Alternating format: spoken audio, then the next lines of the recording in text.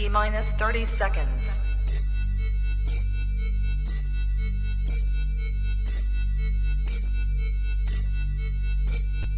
T-minus 20 seconds.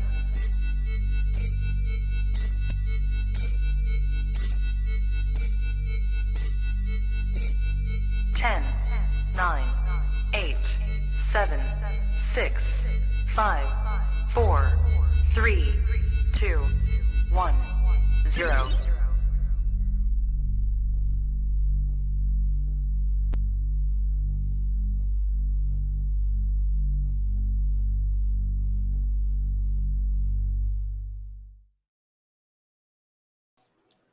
You are now tapped into the coolest reptile podcast in the world. Welcome to the Trap Talk Reptile Podcasts presents our Monday night's New Breeder on the Block series. I'm your boy MJ. What is good? If this is your first time tapping in, do your boy a favor. Hit that like button, hit that subscribe button, smash that notification bell. That way you're on top of every single podcast I drop here on this channel. I drop reptile podcasts on Monday, Thursday, and then Sunday. All about reptiles. If you're into reptiles, keeping, admiring, breeding, any of those, then this is the right place to be. I only bring the best of the best out there in the game, either up and coming or already been in it, to this channel. So you don't, I'm telling you, you don't miss, you don't go wrong when you subscribe to this channel. If you happen to listen to Trap Talk Reptile Podcast on any of the audio platforms such as Apple Podcasts, Spotify, Google Play, I already said Apple, Jesus. Anyways, if you listen to me on the audio platforms, do me a favor also. Please don't forget to rate, review, and subscribe. And anywhere you listen to this podcast, thank you so much. I got to say, anyone who taps in, even if you're a non-subscriber and you just happen to come because you know what you're listening to is so goddamn golden, thank you. Appreciate you spending your life with me. Loving this. I'm having a good time. I'm having fun. But boy, do we have a fun episode ahead of us for this New Breed on the Block series. Long overdue. Trap Talk with Mosh Balls. I cannot wait. It's going to be epic. Shout out to everyone in the early birds. I see you guys. I'll get you guys in just a second, but you know how we get things cracking on this episode. If this is okay, this episode is brought to you tonight by Clutch. Shout out to the entire Clutch team. If you're looking for organization within your collection, if you want to spiff things up, if you want to look like you're on top of your game overall, period. You want something like an official stamp of approval on a resume, Clutch is where it's at. I'm telling you right now, this is being designed by the best in the game. Not only ball python breeder wise, but I'm talking about just people engineering this and coming up with the great ideas behind so many revolutionary techniques on organization within your collection. So guys, if you're not already on top of Clutch, go to Instagram right now, go follow them. Talk to whoever is in the ball python game. Majority of relevant people are using Clutch, I'm telling you right now. So talk to your peers, see what this is all about if you don't know what this is all about. I'm telling you right now, I am just now getting all my ball python projects into Clutch. And I got to say, every time I log into Clutch and see all the different color tabs and everything uploaded, I love it. I feel legit. So Justin, Sebastian, again, Summer, the whole entire Clutch team, keep doing what you're doing. Mad props. And I'm a huge Clutch, not only user, but supporter. Shout out to Clutch. Also, this episode is brought to you by Mershon's MORPH, my boy Shelby over there in Ohio, who flies to Arizona because he has a private jet. Did you guys know that? How sick is that? Yeah, no, I'm not joking. This fool has a private jet. Mershon MORPHs, thank you so much for supporting the trap. I appreciate you so much, big dog. Really, I'm so looking forward to your 2023 season. If you guys follow Mershon on Instagram or any of the other platforms, you guys know that this guy does not play, and he had quite an amazing year last year. Really put his name on the map, bigger than it's ever been, I feel like. So guys, don't be the ones late to the party. Go see what Mershon's MORPH's all about. Head to Instagram right now. Go support my boy Shelby. Definitely the best car driver in the game for sure. I challenge anybody in the reptile game to race Shelby on the racetrack. I'm not joking. He'll smoke you. But yeah, thank you to sponsors. I love you guys so much. And also, if you out there are looking for exclusive content, if you just want to get more behind the scenes of what's going on here at the trap, if you want to tap in to over 160 trappers, people a part of just an amazing community that's being built, please consider going down to the very first link you see and join the Trap Talk Patreon family. As soon as you join the Patreon family, you do get a link to the Discord which, like I said, taps you in with over 160 trappers, and you can do what you want as far as talk about reptiles, sell, buy, look for, we just take care of each other. That's what I love about my family, man. We just take care of each other. Nobody gets scammed on. And yeah, we're just really here about the animals. And I love all my Patreon members. I love you guys so much. As much as I've been sleeping on my vlogs, I have been sleeping on my exclusive content for Patreon members. But guys, if I could get 2 new Patreon members tonight from this episode, I swear to God, full-blown exclusive content back on my shit for Patreon members, and I'll start putting out my vlogs. Okay, guys, I'm not going to do that anyways. I'm just kidding. But it'd be cool. Come on, 2 more. That'd be great. I love you guys so much. I'm ready to rock and roll. Who's in the building? Oh, yeah, by the way, go to trappodcast.com. That way you can stay on top of all my, like I said, follow me on Instagram, Trap Talk God 619, and you could also be on top of my other content that I put on YouTube. And you can also buy some Trap Talk merch at my website, trappodcast.com. But guys, I'm ready to get to the early birds because I see the early birds is cracking right now. Who's here? Who's ready to go? Golems, Demons, what is up? Trap Talk Patreon member all day, every day. Thanks for tapping in. Eclipse, the big homie from Sweden, Trap Talk Patreon member all day, every day. Appreciate it. Sunshine State Sulfurs, the homie West. Trap Talk Patreon member all day, every day. Serpent Eclipse, add Dizzle for Shizzle, my right-hand man. Trap Talk Patreon member, Trap Talk Management Team, my boy, Brian Heathen Hatchery. Trap Talk Management Team, Trap Talk Patreon member, my dog, Ro 5.0. Keep them feeding skills up, dog. Go follow my boy, Ro, Vibe with Ro. He is establishing some amazing ball python productions that he got from me. And he ain't playing. He got some other heat too. It's my dog. Appreciate your support. Big Dog John, Elite Exotics BP, Trap Talk Patreon member all day, every day. The homie Bosa Balls in the building. Appreciate you so much. JKJ Reptiles, another guy who had some amazing productions of mine. Hit his collection recently. Go give him a follow. Appreciate your support. Trap Talk Patreon member all day, every day. The homie Levi, who's not intentionally, but intentionally competing with the trap. So he's here to take notes, guys. God bless him. He's a Trap Talk Patreon member too. God bless him. I'm just kidding. You're my boy. Appreciate it, Levi. Hey, listen, please go over to Sexing and Flexing Podcast. Go fuck with them. I fuck with them tough. And seriously, man, keep doing what you guys doing. Caught their last show that they had too. It was great. Eric's MORPH Factory in the building. What is up? Thanks for tapping in. 217 Pythons. The homie Will in the building. Trap Talk Patreon member. He's scared of chondros, but we're going to change that. Joshua Stover in the building. What's up? Runyon Reptiles. What's up, Runyon? How you doing, man? Good to see you. Trap Talk Patreon member all day, every day. The homie Zach in the building. NW Herpetological. What's up, buddy? Thanks for being here. Legends Motive. What is up? Anxious for this podcast. It's going to be another good one, and with Mosh. Oh, yes. Let's go. I'm assuming Mosh is Michelle and Josh. Call me if I'm wrong. I mean, either that or they're into some sort of like weird dessert or something, or I don't know. We could talk about it. Mosh. Has to be it, right? Who thinks that's what it is? I think that's what it is. Don't get all weird on me, guys. Nothing sexual. Julio Fulio, Trap Talk Patreon member all day, every day. Thanks for tapping in. Aurora in the building, my girl. Trap Talk Patreon member all day, every day. Deviant Glass in the building. Trap Talk Patreon member every day. Big Mike, Trap Talk Patreon member. OG Trap Talk Patreon member. He's one of the very first few.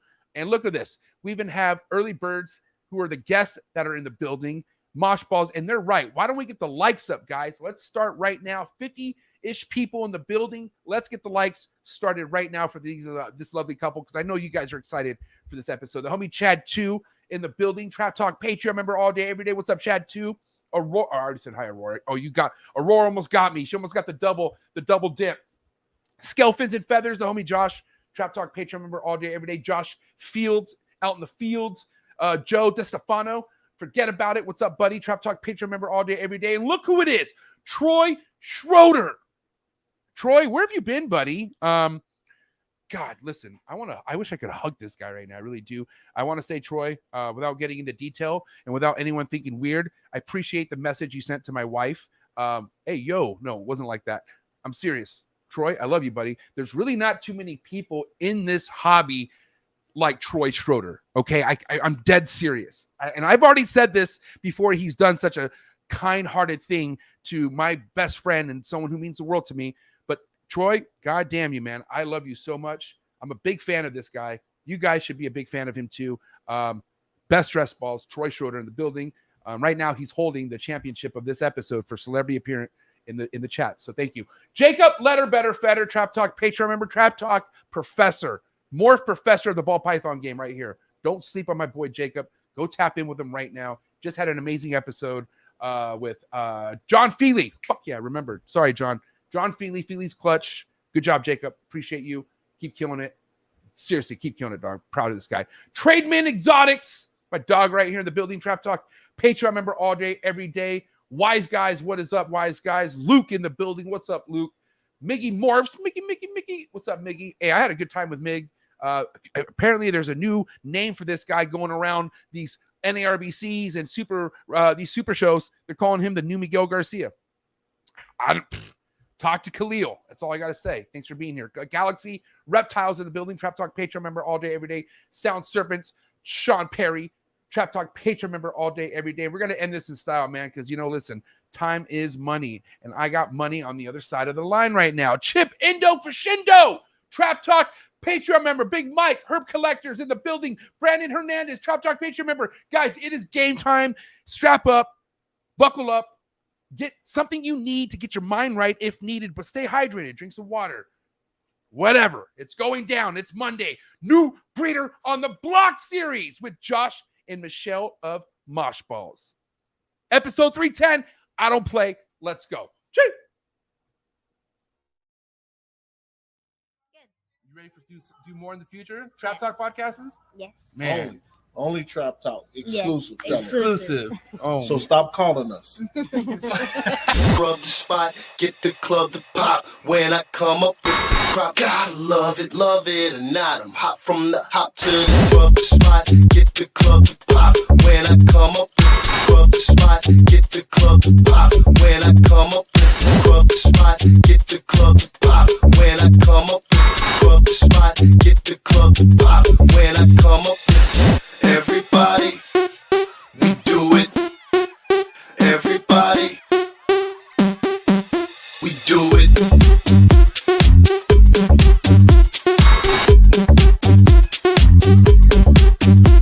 Do it. Do it.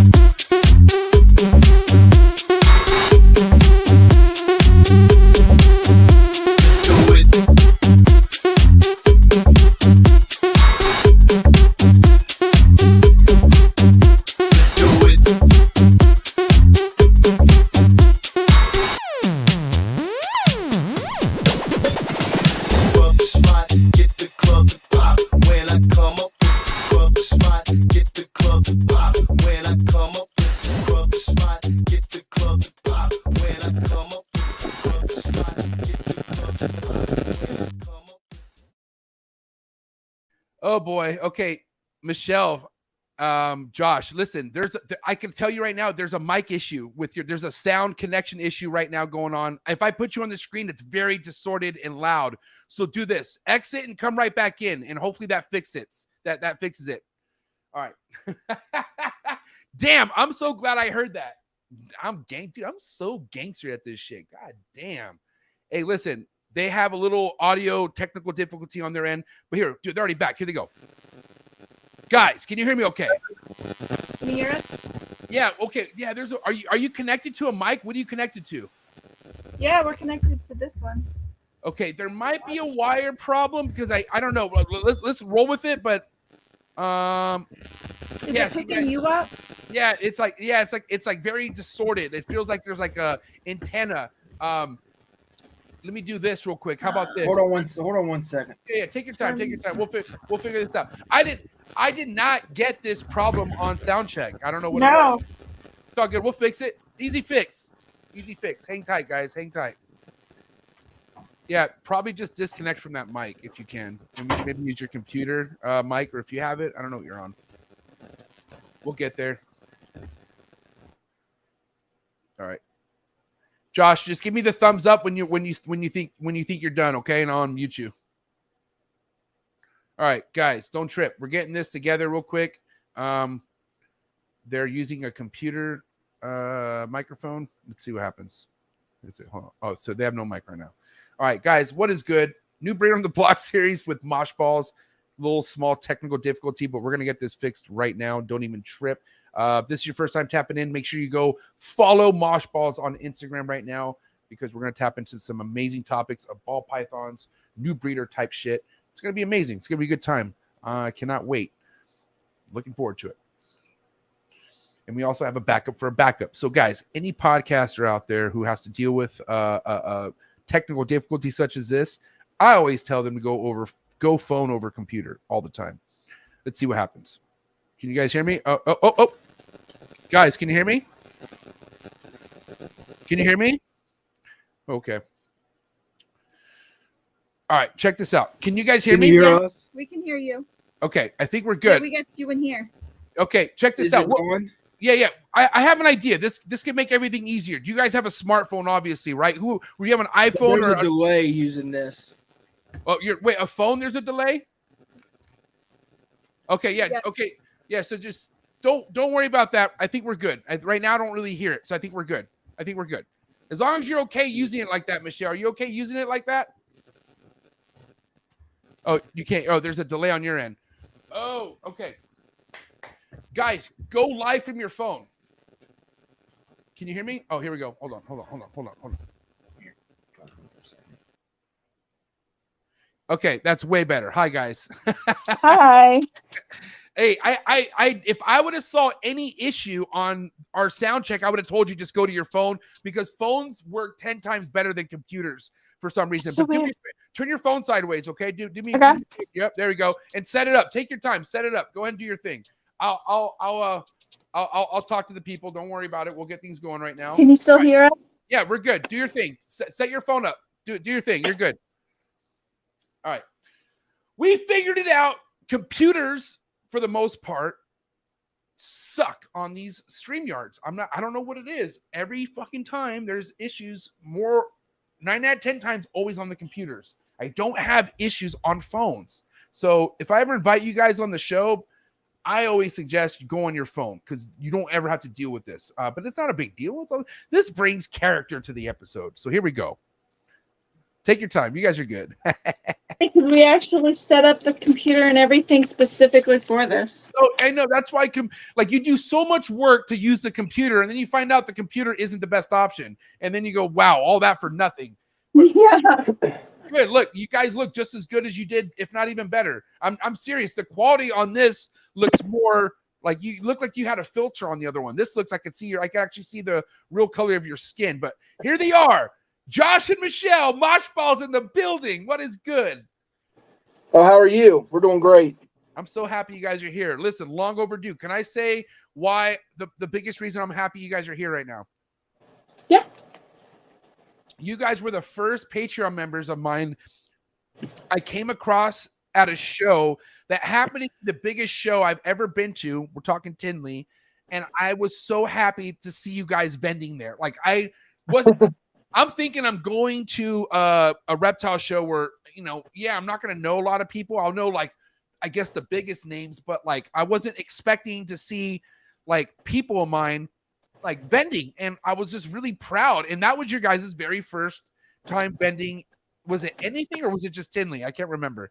Just Tinley. We did the St. Louis NARBC first. It was actually our very first show ever. It was the St. Louis one.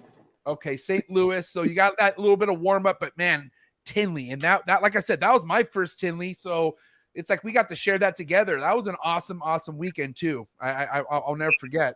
But man, you two, how's everything going? Let's kind of talk about how things are for you two. I mean, this Mosh Balls is a unit working brand. Every time I've seen you guys, for the most part, it's you, Michelle, it's Josh, and then you have your son. Remind me your son's name. AJ. AJ, okay. How's AJ doing? He's good.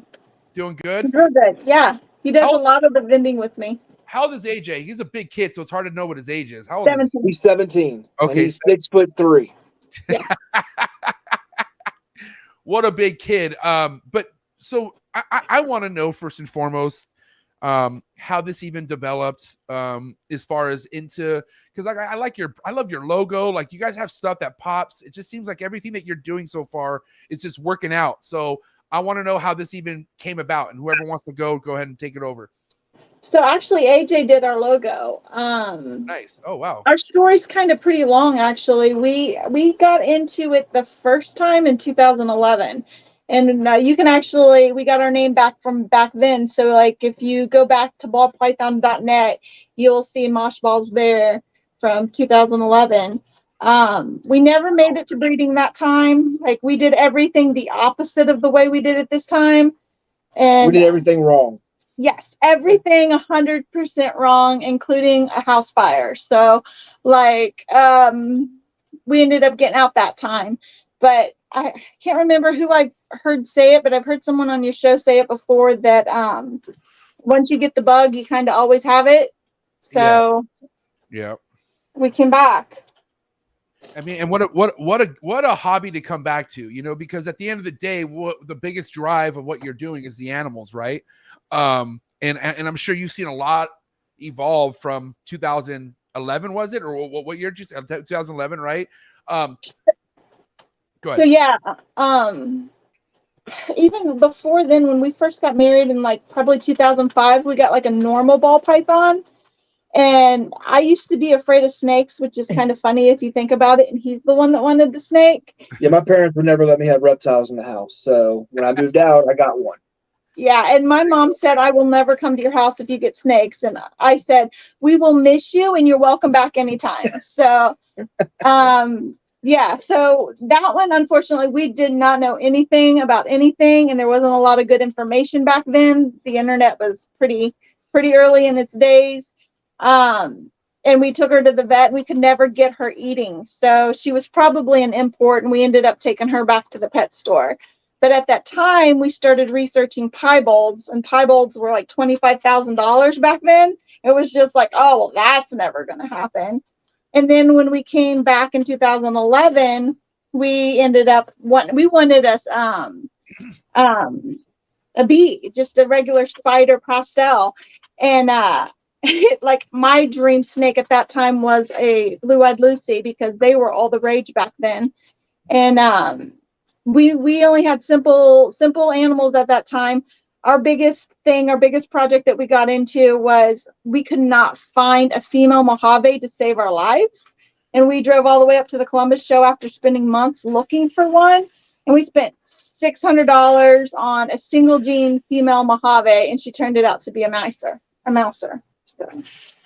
A mouse. I see. I've never, you know, I don't know. And this is nothing to knock anyone's technique, because I just don't know what it's like in different parts of the country. Like I don't have to face any crazy cold fronts. And I feel like if you, and like I said, this is just me talking, because there's been a couple breeder males I've taken in that were mousers, quote unquote, like, and then I was told that these males were purposely kept on mice because that's what keeps them lean or something like that. And I was like, well, I mean, I don't know. Like, I guess that's one way of doing it. But I don't want to say beefy males, but my males are pretty filled out. They're on rats and they all breed for me. You know what I mean? So long story short, of course, the snake that I got from a breeder who was a mouser wasn't even eating the mice I was trying to give it. So yeah, you know, I went to a route of just try giving it a rat, but I also waited 3 weeks. I gave it no food at all. I just left it alone for 3 weeks, tossed in a rat pup, and then boom, it took it. And I was like, holy shit. You know what I mean? But also it all depends on how important it is for like a female, right? We're talking females. It is kind of crucial for that snake to be on rats, I would think, right? I mean, I'm not going to say you can't. Yeah. But that exactly, it just ensure better health and better. I would think, right? I mean, what do you guys think about that? I think now we have 2 females that are mousers now, but we breed mice, so it's not a problem. We just give them more, which is ironic because one of the mousers, we bought her and her clutch mate, and her clutch mate will eat anything, absolutely anything, and she's extremely picky.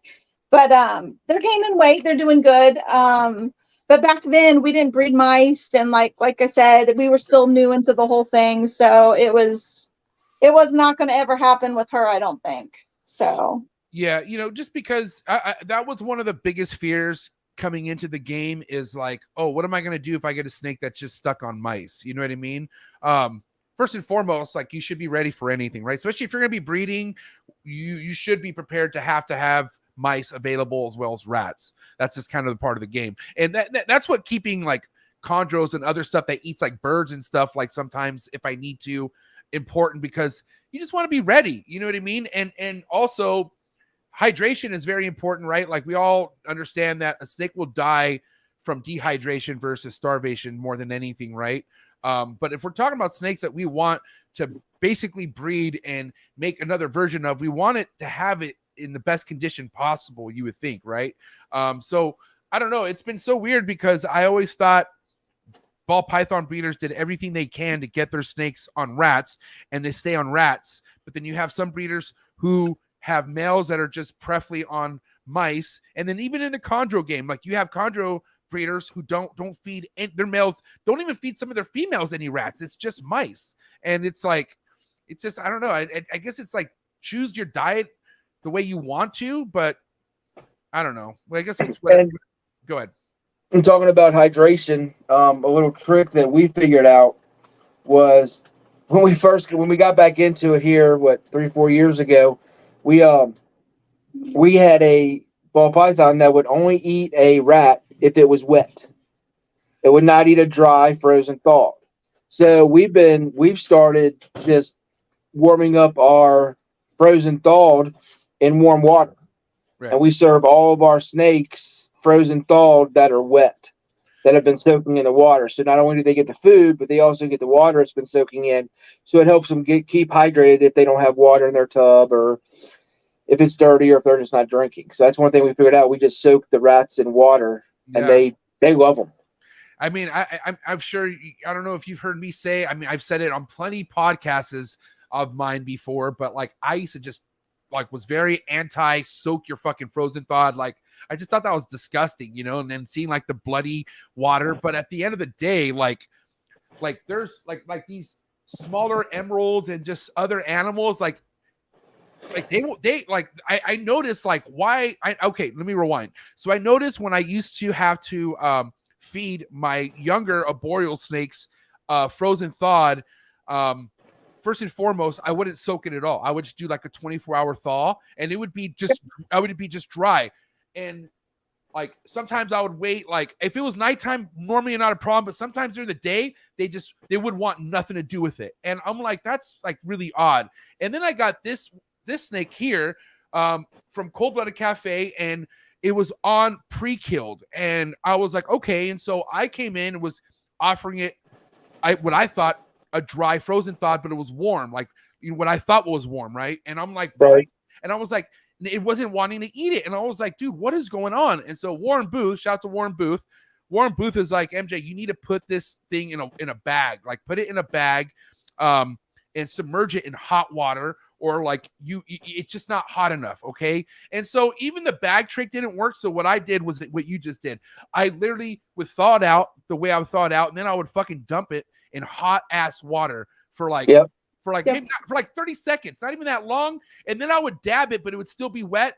Holy shit. I don't even need to tap them with it. Like they're like, what is in my thing? And they just like something about that hotness, like they just pick up right away. And so now I do that with my ball pythons. Like any frozen thawed is basically getting dumped in something warm before I give it to them. And it's weird too, because it seems to hold the heat longer, because what we think is warm to us, when we think we give it to them, right, and we think it's warm enough for them to strike at it, they think it's cold. So keeping it in the water keeps it warmer for a longer period of time. So you got to rewarm them up every time if they don't take it, or if you try to feed it to another one. And then going back to what you said about having, basically garbage disposals, we got 2 kings for the smaller ones, a couple bloods, a boa, and a dwarf retic. So blood python, I meant. No, blood boa. So and dwarf retic. So if we have food that the balls aren't eating, we got plenty of places that we can get rid of them at. That's also the beauty of keeping a diverse collection. That's why there's people who just. And there's nothing wrong with just working with just ball pythons, but goddamn, you're going to run into some leftovers here and there, just having just ball pythons. It's good to have those garbage disposal. And also too, like I know there's people who have quote unquote ball python garbage disposals, but I don't think there should be any ball python garbage disposals. I don't think they're, depending on where they're at, maybe in egg development, but it's like, if that's not the time, I wouldn't overfeed a ball python, even though they can handle it, right? I don't know. That's just my take. But I love having stuff. I love having stuff on deck ready to go. If I need to toss it something, like a retic or something, that'd be great, you know. But oh my God, remind me. We're talking retics tonight, just so you guys know. I hope you guys are ready for that.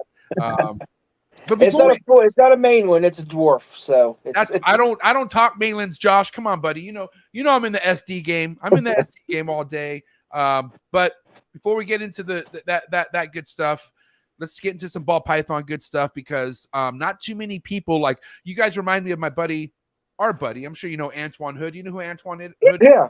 Good. What a guy, right? We all love Antoine, but Antoine, I respect him so much because he came into this game 2010, took his licks, separated, then came back in, right? So since you guys are basically on that same storyline of him in this ball python game, what were the first moves you guys made coming back into this with the mindset of wanting to make this a business? All right, go ahead. All right, so before I get into that, I need to say why. So the first time around, we didn't have a lot of money. I was stay at home at the time. So we had homemade racks, and we had like the Econoline for like the PVC with the no sides, and like, you know, as baseline as you could possibly get. Right. And the problem with that is the snake rack I built caught on fire. The other one that we did, the Econoline, the room wasn't to temperature, so the environment wasn't warm enough that they got a respiratory infection. So like basically everything that you could go wrong did go wrong the first time. And so we had like the vet bills and like the having to like open a snake's mouth and do the medicine thing. It was super fun. And at the time our kids were little. This time around when we came in, I work full time, he works full time. That's not an issue. So before we got high-end animals, we got the equipment. And the other reason was, the thought was, if we did have to liquidate again this time, the ball python market always goes up and down. And so the equipment always holds its value. So the thought was, if we had to resell this stuff again, we'd get more of our money back. And then I would never have to worry about having to upgrade later down the road. I'd be ready to go. So that was one of the things we did. Right. And man, you know, that's what I'm saying. That's one of the benefits, I guess, from having to be in this at one point and then coming back in, because you're right. Like if you are invested with so many snakes that all of a sudden aren't the game plan no more, it's stressful to have to get rid of all those snakes. You know what I mean? And it just kind of puts a damper on things a little bit, you know? And so, the year, what year, remind me though, like what was this year when you guys came back in? Your son made the logo for you guys. When was this? It was 2019. Okay. Yeah, we came back 2019. So a little over 3 years. And so we had pet reptiles in the meantime, but not like. But if there were to be an establishment date for your brand, it would be 2019, you would say. Our actual logo, yes, definitely. Okay. Our name goes back to 2011, though. Okay. So 2019 come along. What homework have you guys done as far as morphs? Like what's popular, what you want to get into? Who was the geek on that end? Like, let's kind of talk about that. Who was the big researcher when it came down to what projects you guys wanted to work with? That's 100% me. Let's talk, Michelle. So I still have the book. I'm trying to see where it's at. I don't know if you can see, but like I think it's up there. I have a massive, it's hard to angle this thing, a massive book collection up there, and they're not even all up there. But I got 4. Some of them go back. I have the Ball Python Designer Morph. Yes. The original book, the first edition that came out. Okay. Yeah. Back in 2011, I would just sit and read that thing and go, oh, if we take this, we can cross that, and we can get this. And like I memorized all the original morphs and all the combination names like Savannah and Pewter and, you know, bees, all from back in the day. And so like the old morphs, I don't have a problem identifying. They're pretty easy. But now we've got so many great new things that, like right now, like the Hurricane, I'm super excited about the Hurricane for Kodam. Okay. But yeah, I do most of that. Most of ours right now, though, to be quite honest, is in some ways I do exactly the opposite of what everybody used to say. And everybody used to say, don't do too many recessives. They kept saying, stay. Uh-oh. Is that me or you? Uh-oh. Sorry, did you lose us? Are Yeah, you I think I there? lost. Yeah, I'm here. Is that me or you guys? Okay, what part? Oh, Okay. I think Sorry. we're good. Yeah, we're good. No, yeah, we're good. No, we're good. Okay. What last part did you hear? Yeah. You kind of broke up there for a bit. What you were talking about the designer morphs, like what you know, researching them and whatnot. Yeah. So when we came back, of course, one of our first things that we got is I got my bell because I wanted it and I didn't care that nobody else cared, but that was my dream snake before. So it was the second snake I purchased. And for him, I know everybody's going to have a fit still, but he always wanted a bee. So we got a bee. She happens to be double het Xantha clown. So that helps. Whoa. But right now, our main project that we've been focusing on is we have a lot of recessives. We're working on double and triple recessives and trying to build an army. Because we figure if we build an army of females of double and triple recessives, then wherever the market sways, we can just plug and play and put them right into it. So right now, a lot of the stuff that we'll probably have on our table is either het something or it's more simple because we're keeping all of the other stuff right now. So like I said, we put more of our money in the equipment and then basic, like I have a couple triple het projects that I put into and it's quite a few double hets. Our biggest one is the Hypo Clown Pied. We've been really going into that pretty hard. Nice. I I love Hypo and Pied. I gotta say, like that's kind of one of my and DG Pied obviously is a good one, but like, you know, Hypo is just something that I don't know. Yeah, I don't know if you've ever heard lately on some of the most recent ball python guests I've had on, but like the whole talk of Hypo not being the right move. I mean, I'm pretty sure that's not being said as much. I'm sure some people might feel like that, but goddamn, Hypo's still so important and relevant in this ball python game more than it ever has been, I feel like. Plus, the way I think is it's not going to tank its value. What you paid for it's what you're going to get for it. It may go up when you add stuff to it. But even back in 2011, we had a Hypo and it cost us $100. Like it's been around a long time. Yeah, and when you get to the show and tell portion of this, let me know because we have one with Hypo in it that's probably my favorite that we produced, and she's just gorgeous. Well, I mean, I want to know exactly where, because you know, back what year was this? 2019 when people were telling you don't get too many recessives, or when were you being told this? When you first came in, right? Oh yeah. Back then, a lot of people would say don't get more than 2 or 3 recessives because it takes so long to work them. So, because it wasn't really the thing to do the double and triples.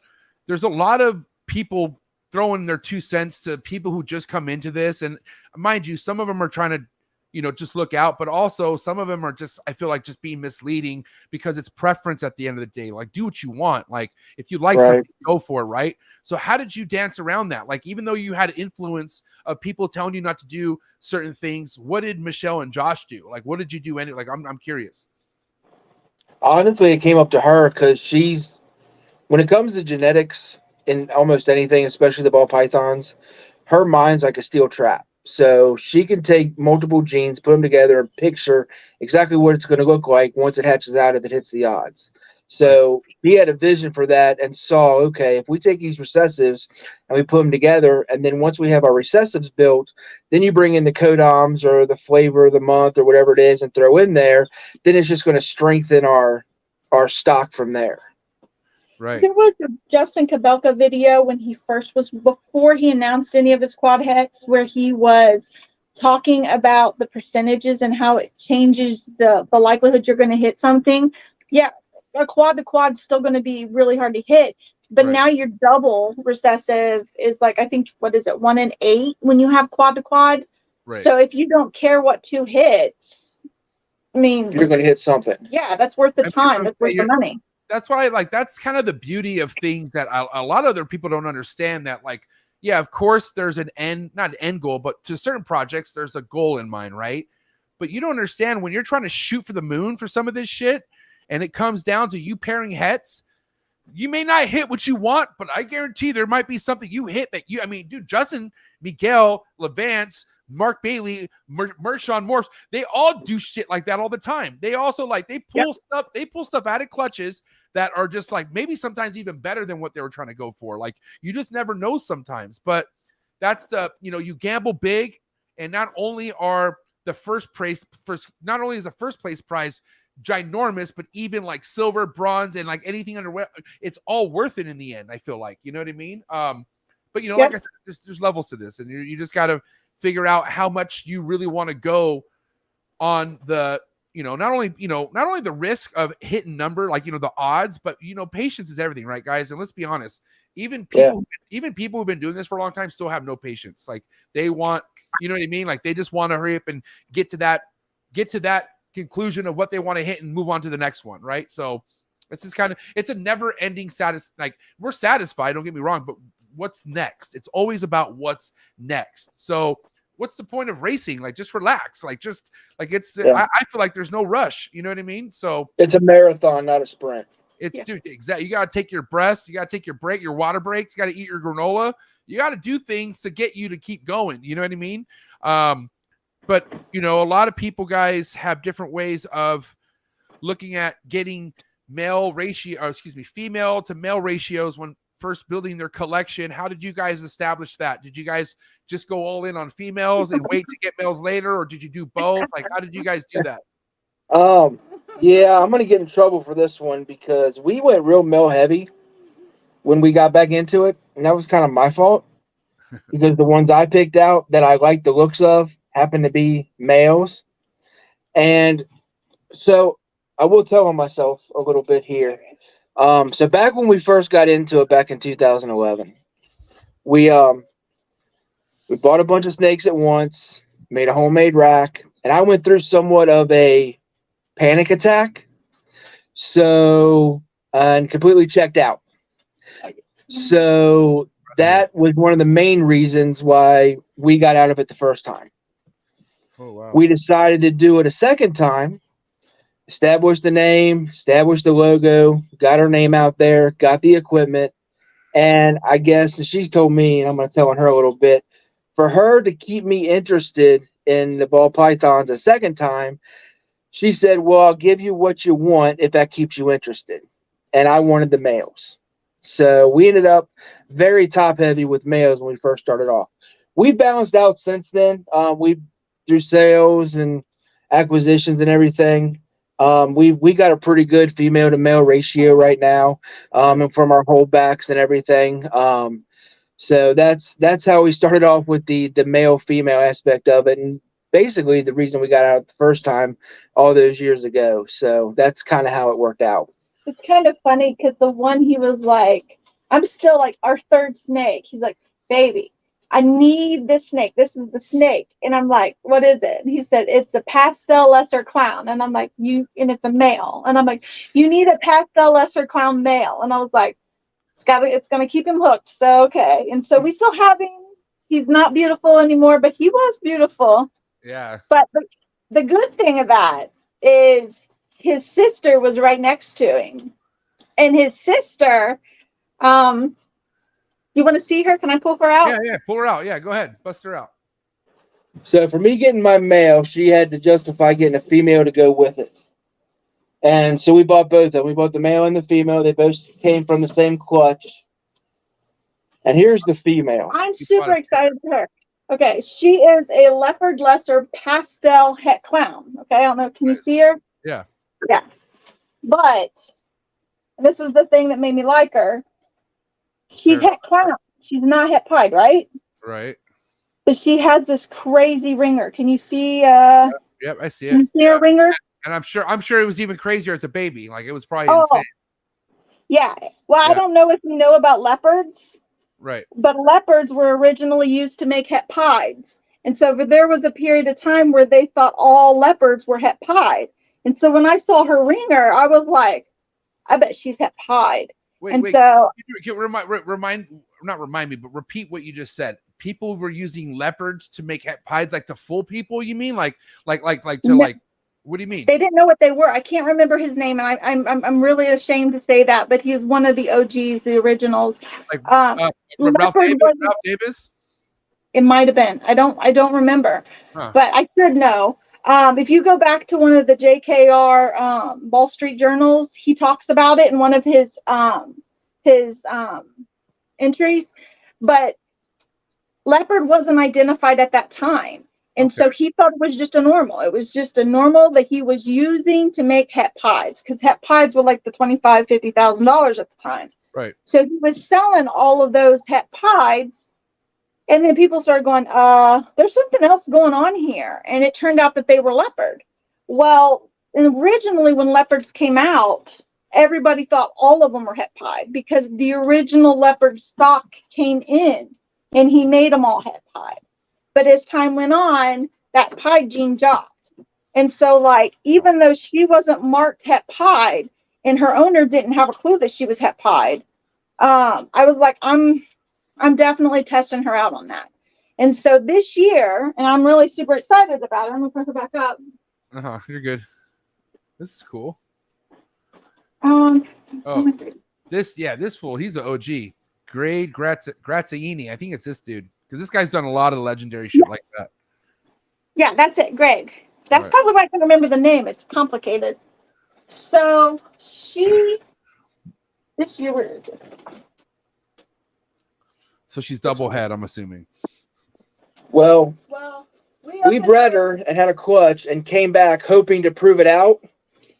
We bred her to my clown double het hypo pied. And I'm figuring if she turns out not to be het pied, then no worries, because he's a clown, so the clown will come through. And then we opened the clutch, and only out of the 7, 8, was it 7? 7. Out of 7, only 3.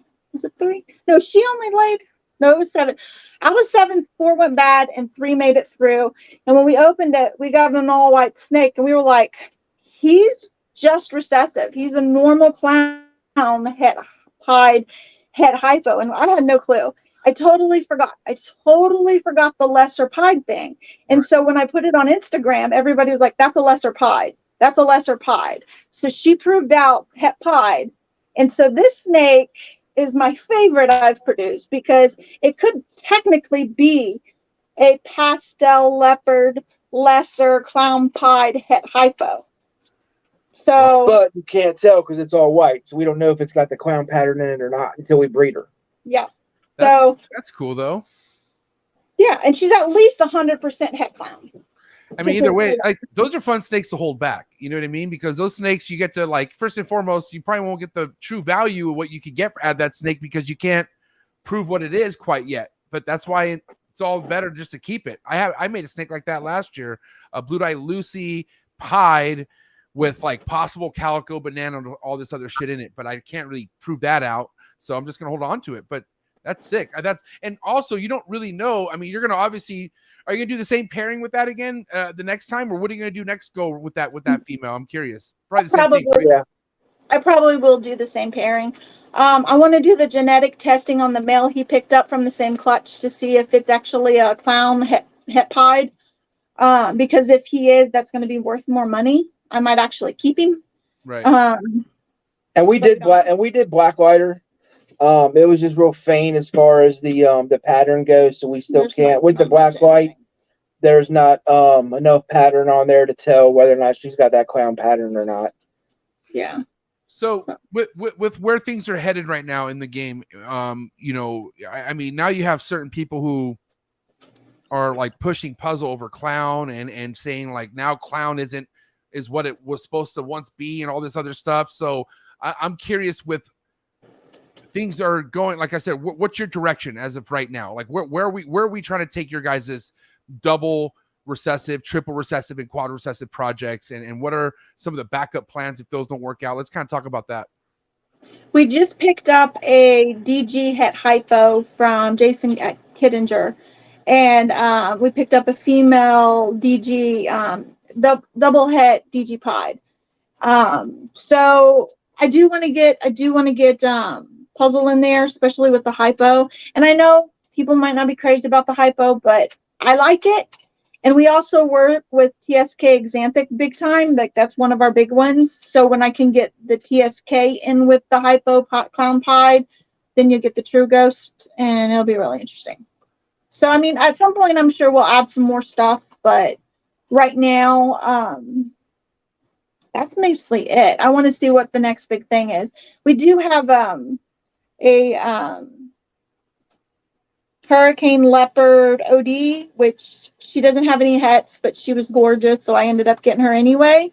And I got a Trick Het DG. Trick Het DG. Yeah, he's not happy. Yeah, I got a Trick Het DG. I got this one at one of the US ARC auctions. Oh, And nice. so Who's that from? It was from Reggie Urban Jungle. Oh, nice. Shouts to Reggie. Yeah.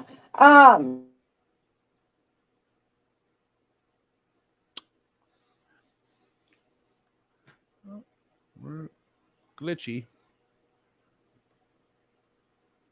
Is that me? I think it's you guys. Uh-oh. We're in the Matrix. Damn. The trick is playing tricks on us.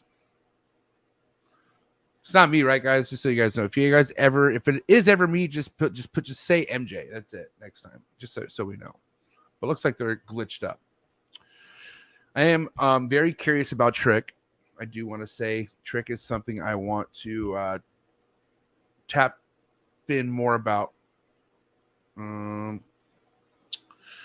right. Are you there? Okay. Yep, we're here. Hi, guys. We Sorry, lost you Buffalo. I lost you at US ARC auction. We got the Trick at the U.S. auction. And she was saying that a lot of people are thinking the Trick and Hurricane are allelic. So we have both. So we're gonna try that out and see what we get pairing the Trick and the Hurricane together. Oh shit! So they say Trick and Hurricane is the same thing. I've heard Trick, Hurricane, and Blitz are all the same thing, but I don't think it's 100% the same thing. I think it might be like allelic because I think they said that it does do a super form. Right. But I can kind of tell a difference. The Hurricane does more of the Loki head, and the Blitz is more like just like all over. Broken up. So, or the Trick. I'm sorry, I have Trick. So. Yeah, you know, that's another good thing about it's like a good thing and bad thing. And what I mean by that is like I just had Corey Woods on last Thursday. Shout out to Corey Woods, and he's like super like he's a very Orange Ghost advocate. Like he's like loves the Orange Ghost, and he's a big believer in it. And so am I, right? But then also you have people who are like, well, it's the same thing as hypo. It does create when you do Orange Ghost to hypo, you make what I feel like is a really cool looking hypo. I think it's a really awesome version of it. But at the end of the day, let's be honest. If you just label something hypo, I feel like it's going to sell better than Orange Ghost for some reason. Call me crazy, but what do you guys think about that? Our line is Orange Ghost, but we started calling it hypo because it's less confusing. I feel like, and that's what they call them in boas, so that's what we just went with. Plus, I mean, I know the green ghost can go into it, or at least I heard it's allelic, but I don't have any. I like the Orange Ghost more than the green ghost.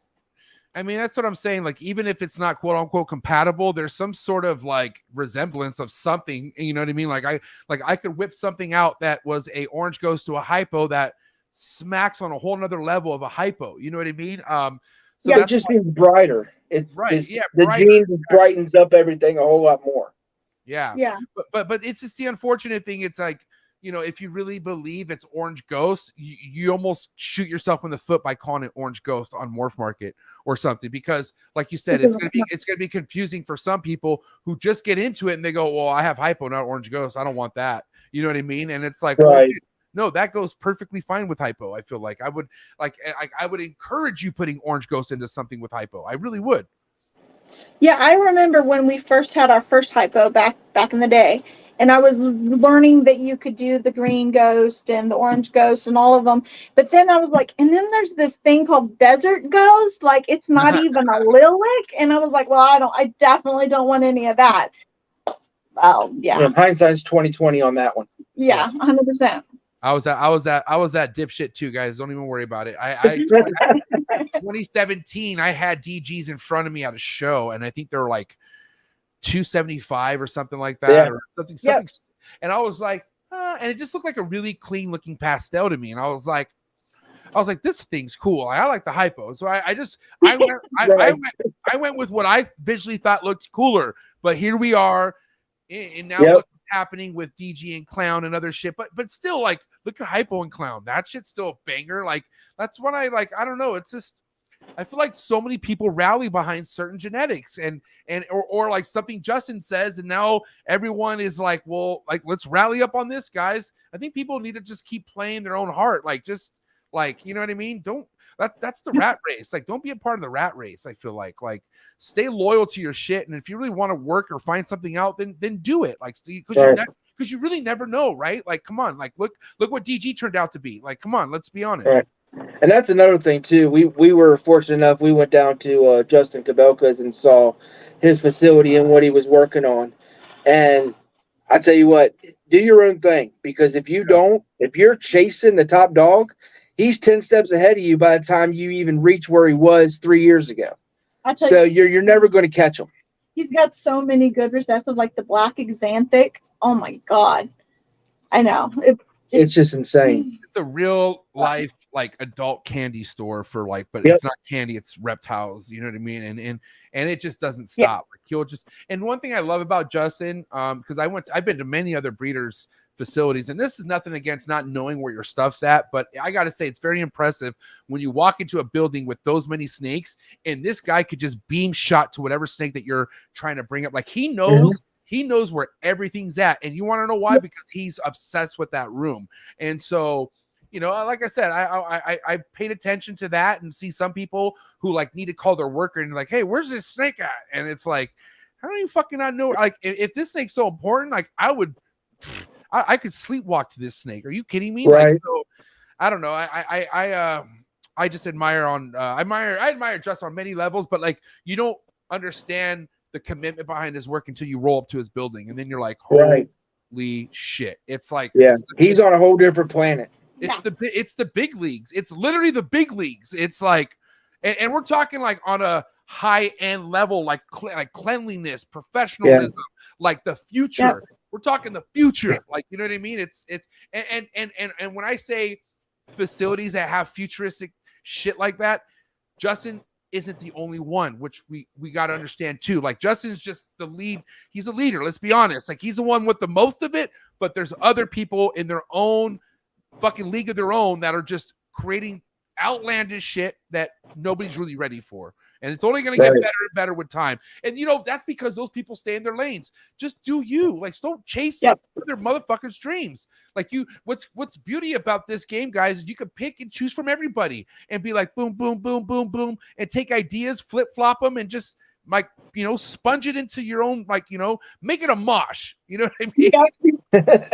Okay, Mosh is Michelle and Josh, yes or no? Yes, 100%. Yes, Mosh is Michelle. M for Michelle, Osh for Josh. Okay. Yep. I love it. I gotta say, guys, with how there's different ways on how you feed your collection. Are you guys breeding your own rodents, or do you have something that's dropped off? How are you guys handling the rodent side of things? We do both. We had so many at one point, it was too expensive to feed them all, outsourced them. So we started a mouse colony first. So we do mice, and we bumped it up to rats. We do rats as well. And those are basically just the ones I put down some if they start getting out of hand, but most of the time those get fed to our live feeders, and we still outsource frozen thawed. We keep a full freezer. I got a full deep freeze down in the basement just filled with frozen thawed that we buy elsewhere. Yep, and we rotate it out. We have ones that always get the big rats, and then we have ones that we'll mostly eat the mice, and then we give the rats if somebody else don't. But we also, like I said, we rotate the live and the frozen, so they get a mixture of everything. And we also feed on 2 different nights, so that way we don't have to thaw out enough for the whole collection. So that way, if somebody doesn't eat, then the next night I just thaw out, adjust it. And sometimes they'll eat the second time if nobody else will. Yeah, we're not afraid to feed a snake twice, 2 days in a row to get some weight on, especially a female if we want to get her, sized up for breeding season. But I keep track of it, so I rotate it out who gets 2, so it's not always the same one. I definitely want to retract the way I stated my statement about like ball python garbage disposals, because at the end of the day, there are certain snakes that get double doubles and shit like that. You know what I mean? Like, it's just not, I don't have a designated ball python that just gets all these leftovers is what I'm saying. But God damn it, if there's an extra one and if I have leftovers and there's some of those ones with their face still sitting there, oh, you want another one? Well, here, God bless you. You can have another one. You know what I mean? Yeah. Especially as babies, you know what I mean? They want to, take off. Let's go. Let's do it. But your guys' first meal to a ball python is what? What do you guys like to? What's the first approach on that? Pinky. I take care of the babies when they get hatched out. Hopper. They all get offered and fed live mouse hoppers. You said Pinky though. What happened? I'm sorry. I misspoke. It wasn't Pinky. They were mouse hoppers. So, and depends on how big they are. We've had some come out that were just small. So we get the small ones, but they get live mice. Their first, 3 or 5 meals, and then we try to get them on frozen thawed, and sometimes it takes a while. We've been very fortunate now. The clutches we've had, there's only 2 we've had to assist feed, and they're both thriving now. So I've gotten really lucky with the hatchlings as far as feeding goes. Yeah. And what's your guys' take as far as the size of a meal you should be offering an adult female ball python compared to a male ball python? I mean, do you guys keep it the same, or is one getting a lesser meal? Like, how's that work with you guys? When you were talking earlier about, certain snakes are on mousers, but you try to feed them rats anyway. I'll tell you right now, we have males because we don't really, and this might sound bad, but I'm going to say it. I don't care how big the male gets as long as it's breeding size. So if that's all they want to eat is mice, I'll feed them mice all day long. Females, on the other hand, I'd like to get them on rats, but the ones that we have eating mice, they get fed more frequently, and they get fed the biggest mice we can find. Sometimes we'll feed the pregnant ones because they're the bigger ones. But as far as the males go, they want to live on mice and they stay at 500, 700, 800 grams. I'll feed them mice the rest of their lives. I feed them rats too. Like, I feed them frozen thawed rats too, but that's not their main thing. Like I said, we mix them up. The other thing is, I'm blanking out. I'm totally blanking out. I'm sorry, I lost it. I have ADHD and I blanked out. Yeah, totally just lost it. It's gone. Don't worry, we have our powers too. Don't even worry. It's all good. That's why she's the genetic wizard.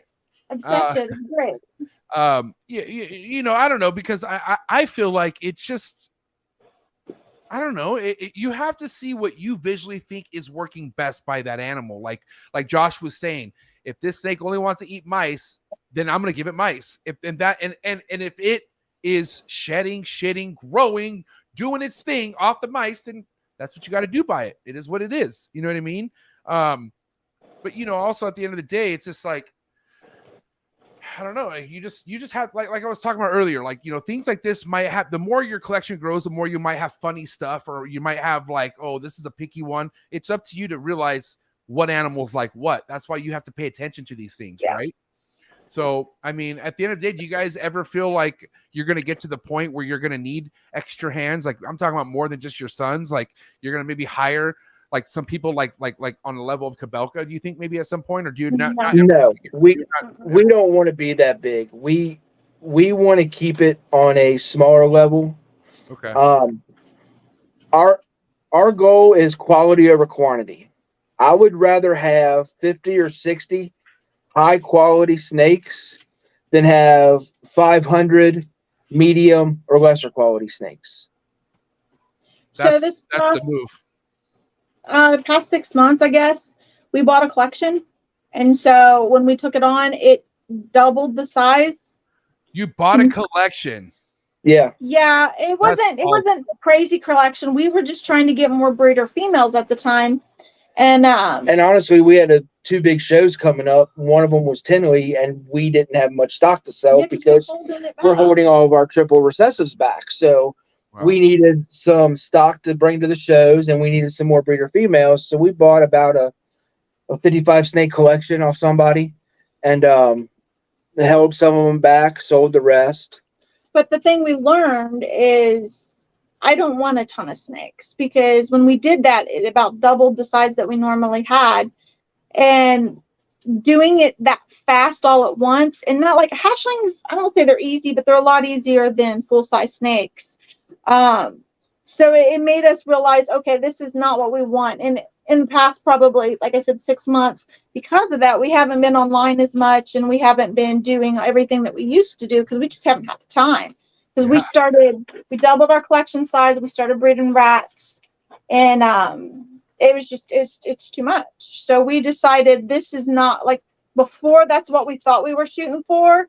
And it, especially going to Justin's facility, it made me think, no matter how hard I try, I will never be him. It's like trying to be Elon Musk. It's not going to happen.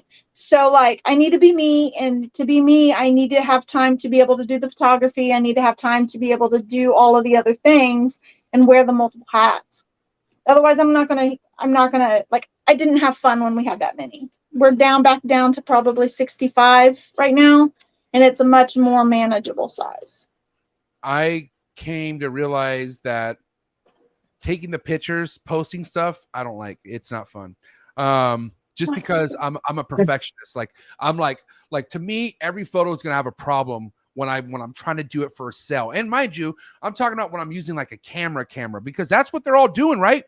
They all got these professional equipment, and and mind you, you could fucking see the difference. You could tell when somebody's using a goddamn real deal camera with a real lens compared to an iPhone, and that bothers the shit out of me. But not with video. With video, iPhone has a really, really good quality video, so I could get away with doing vlogs on my iPhone. So that's why I'm very confident that my vlogs are going to get back going, because I'm just going to use my iPhone for the vlog, and that makes my life easier. But the camera thing, and this is maybe me sounding lazy and just having to figure out certain things, but like, you know, you take all these shots of these snakes. This is what you're supposed to do, right? So let's say you have, well, what do I have? Just shy of 60 hatchlings, okay, that I haven't posted on Morph Market, okay? So now what I'm supposed to do, quote unquote, is get my light box set up, get my camera, get the settings, right? And individually take all these shots of snakes, then upload them on my computer and find which ones I want out of all those shots. I don't know how long that's going to take. Okay, and then I finally upload them to Morph Market.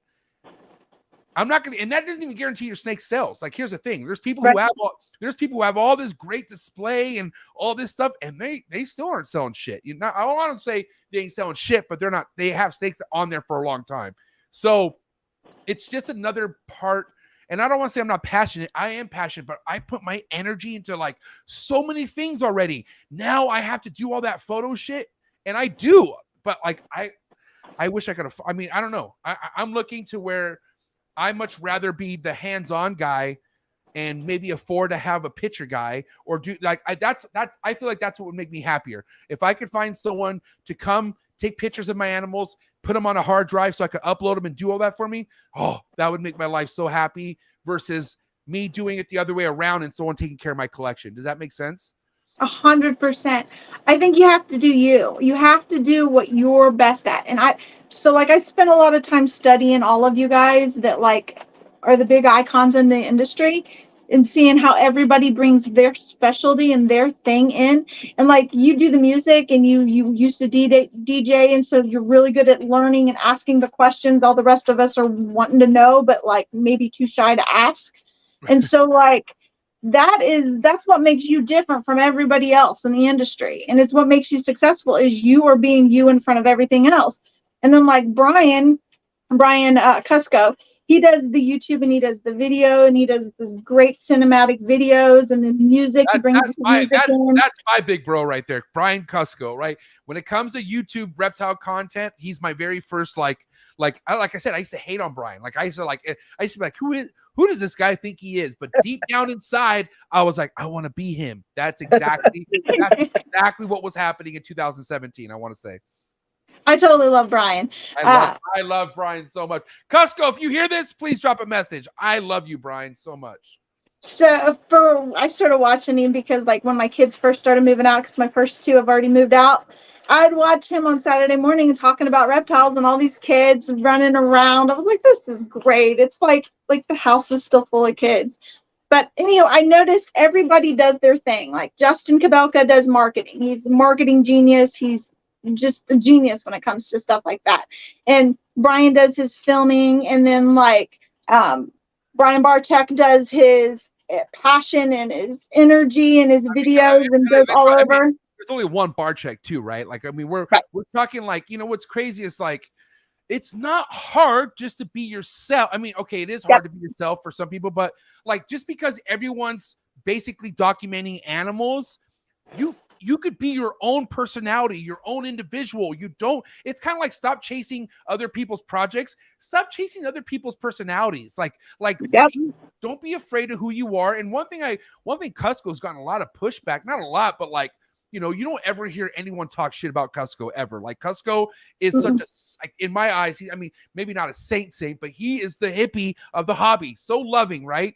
But people did not like the way he was talking about God on my episode I had with him and Chris Eaton. And I'm like, but dude, he feels like that's him and that's what he wants to be and express. And he's like, he doesn't care. Like he still will talk the way he talk. And I feel like good for him. Like, I feel like people need to be how they want to be if it comes 100%. To them. Like, what do you need to be ashamed of? There's nothing to be ashamed of unless you're being somebody you don't want to be, right? Right. And the second you stop being who you want to be, then you've lost your spark. You've lost your reason, your why. Yeah. Right. And so like for me, when I was in his group, one of the things that they did early on was try to hold everybody accountable for doing for doing YouTube. So that's when I started my YouTube channel. Wow. But I found I didn't enjoy it. Like it was like you were talking about taking pictures. I didn't love video editing. I didn't love those long forms. I didn't enjoy it. But Instagram, I freaking love. Like it's short. I can just do it real quick. I can do it in the elevator. And I freaking love it. So instead of trying to be like everybody else doing that thing and not doing as well as them, I just did what I wanted to do. And that's it. Like, I mean, like make it enjoyable. Like even the animals you keep. Like I said, there's no way I would be this fired up about what I do if I just kept ball pythons. There's no way, because a ball python it's like Donnie Rapture says, it's a Pokemon card. I mean, at the end of the day, it's something that like there's really no challenge other than the odds, right? Like we all want to hit the odds, but what about like, you know, temperature? Like, I don't know. Like I feel like if you food cycle, if you temp cycle, doesn't matter. Your ball python will breed for you. That's how I feel about ball pythons. It's so laid out. Where's the challenge? You know what I mean? So, and mind you, if you have challenges keeping ball pythons, then don't listen to me. But the people who out there who want more, tap into other species. Like you guys work with boas. You have blood pythons. You have there's the blood boas. Oh, so no blood python. It's a blood boa. Not blood python. No, the blood pythons. What line of blood boas are they? Who are they from? They're from Vin Russo. Oh, yeah, I love Vin Russo too. They're from the original line, and we got a male and a female. And I know we're breeding ball pythons right now, but as soon as they get up, I'm really excited about that project. We're going to breed those two together. Yeah. His line of blood is the reason why the reason why my boa projects are going to be so niche and small, because there's nothing else more I want other than the blood IMG and maybe a good line of T positive albino. Like that is my, like, I already have T positive albino blood stuff, but I'm obsessed with IMG. IMG needs to be in every single boa, guys. I don't know if you guys know this, but IMG is such a goddamn like beautiful coat on that. I mean, if you want the dark stuff, of course, right? but yeah, man, and like just keeping boas. Like, have you guys had have you had a boa litter yet? No, No, so, they're like, still small. Dude, the guys. one I had in here earlier that our IMG Motley Arabesque, Poshet BPI, Right. we got her from John Chosmer, but she's only about 2 years old now. Yeah, 2. She's about 2 years old now, and so she's not even close. Like, we're taking them really slow. slow. We're feeding them on the Vin Russo bed where they stay bread shaped instead of round. Right. So it'll be a while before we ever do anything. And I have to just say this so everybody can laugh at me, because like Aurora's here and she was there and she'll know exactly what I'm talking about. We were doing the Zoom call with the Cusco's Patreon people where Vin Russo came in and we got to talk to him, and he was talking about the IMG blood boas, and I was like, I don't know what made me ask it. Like, I have his book, I know how he feels about it, but like the light bulb, my ADD, I don't know. I looked at him straight and I was like, oh, so I can breed my IMG Motley Arabesque to my blood, which is an El Salvador Ron St. Pierre original line blood boa, and everybody was like, I can't believe you just asked that question. He was like, no. No, don't do that. It's almost like, it's like, are you trying to be funny right now? Like, that's kind of, you're like, ha, ha, ha, ha, I was joking. No, but guys, I mean, okay, what I'm trying to say is, mark my words, please remember this, because I know you're going to get a boa litter at some point. You never will forget the first ball python clutch. Am I right? Right. Watch how you'll never forget your first boa litter. When you walk in and you see all these little boa noodles just everywhere, like fucking aliens in the yolk, and they're like, meh, and you're just like, this is the coolest thing ever. Dude, boa litters are 10 times cooler than a clutch, I feel like. I don't know, man. You know, because first and foremost, they go straight into, you know, well, you first want to put them together. Did I put them together? I can't remember. No, I think I individually put them away right away. I did. I think I kept them together for like 2 days in the same tub, right? And then I separated them. Then they had their first shed, and then they all ate for me like champs. Because I gotta tell you, so many people, like, I don't want to say they purposely tried scaring me going into breeding boas, but I heard all these horror stories and like how hard it is, and like, oh yeah, even if you could get the female to go for you, the babies are difficult to get eating. Dude, I mean, knock on wood. I mean, I don't want to go through, you know, maybe I will at some point, but dude, my first experience breeding boas, beautiful. It was a walk in the park, I will say right now. It was awesome. I can't wait. Yeah. I can't wait. But do it slow, because that female that did that for me, she was 6 years old when she laid. So, I mean, and now I got like, literally, she was my first boa that I got when I first got into this. So, yeah, just literally take your time. And that's the beauty about boas, because you hear a lot of people who have problem with boas because you don't feed them right. They don't feed them right. They're like, you know, a boa is a snake where obesity will kill that thing really, really quick. You know what I mean? Yeah. And then also, too, an obese boa will give you really bad litters. If not even, some won't even breed for you. You know what I mean? So that's another thing. That's why it's like, you know, you're going to appreciate, you love your ball pythons, guys. We all do. But there's something about the boas I'm sure you appreciate a little bit more. Mm-hmm. Right? I love my boas. Absolutely. Let's not forget about our dwarf. I love our retic. The line over tick. Who's that from? Garrett? That's from Garrett. Yeah. Okay, guys. First and foremost, sorry, I'll let you finish, Michelle. Hold on. First and foremost, how was Retic Fest? Amazing. We've been to everyone since the first one, and it's if you need to come out, you need to come out and see it. It's where you are you guys in PA? Where you at? We're in Cincinnati, so we're like 5.5 hours from Pittsburgh, so it's an easy drive for us. I think I'm gonna be able to make Retic Fest this year for sure. So gotta hope so, because we're going, and Retic Fest is amazing, and it's not just about the snakes. It's about, I mean, everybody there that attends it is just, they're good people.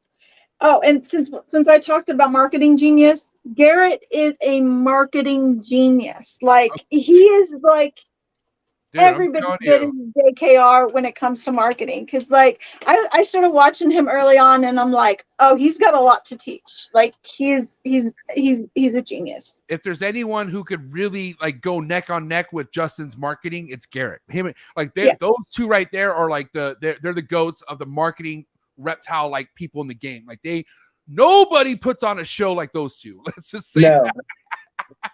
No, But- and Retake Fest is a great time. It's wonderful. And you know what? Because what and this is obviously you guys being Patreon members of mine, which I love you guys for that. You guys are one of the originals, I would say. I would love for you guys to try to first and foremost make it to a West Coast Reptile Super Show, because when the East Coast comes to the West Coast, you basically put yourself around a whole other group of reptile keepers that will really expand everything that you have going on. First and foremost, check. But then you get to come to Trap Fest. I want you guys to come to Trap Fest really, really bad, maybe one of these years. I don't know. But the biggest reason why Retic Fest, Trap Fest, any of these kind of gatherings are so important is because these are the kind of places where you can go and enjoy people as much as the animals. How many times can you do that in life? Majority of my life, I don't enjoy people at all. Like I'm not lying. I'm talking about like driving out and getting cut off and rude people, like just people out in the world. Like I don't, I'll smile at you. I'll open a door for you. I'm very courteous, right? But at the end of the day, there's not much that interests me with people. And I hope that changes sometimes. But you put me in a Retic Fest situation. You put me at a Reptile Super Show, an NARBC, Trap Fest. Dude, I love talking to people. You know what I mean? It's the best thing ever because there's no dull conversations. Everything's about what we love. You know what I mean? And so that's why, like, my wife knows, like, it is business when I go out to these shows.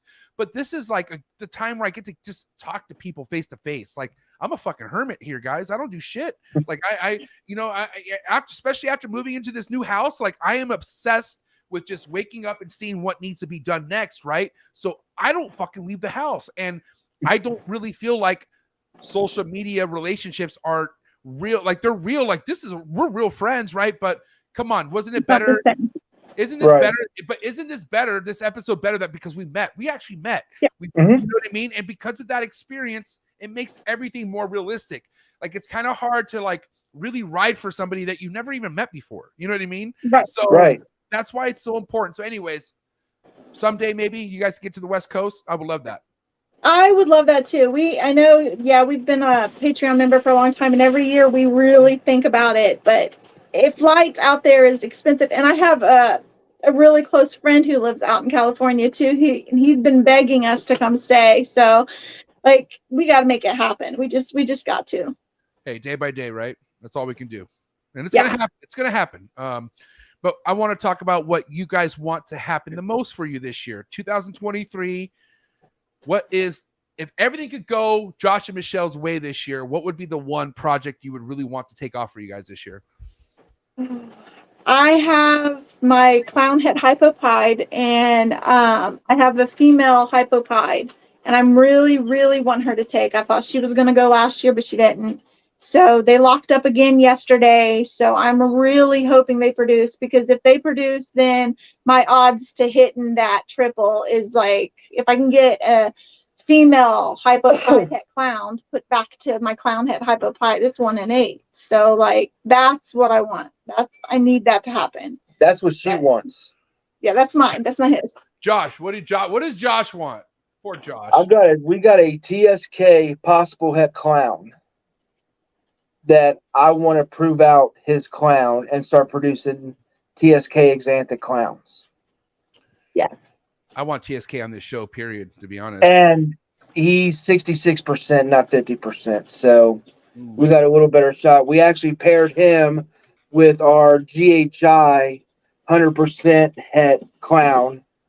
And first clutch, we didn't produce any clowns. So I'm hoping that's just an anomaly that we can get.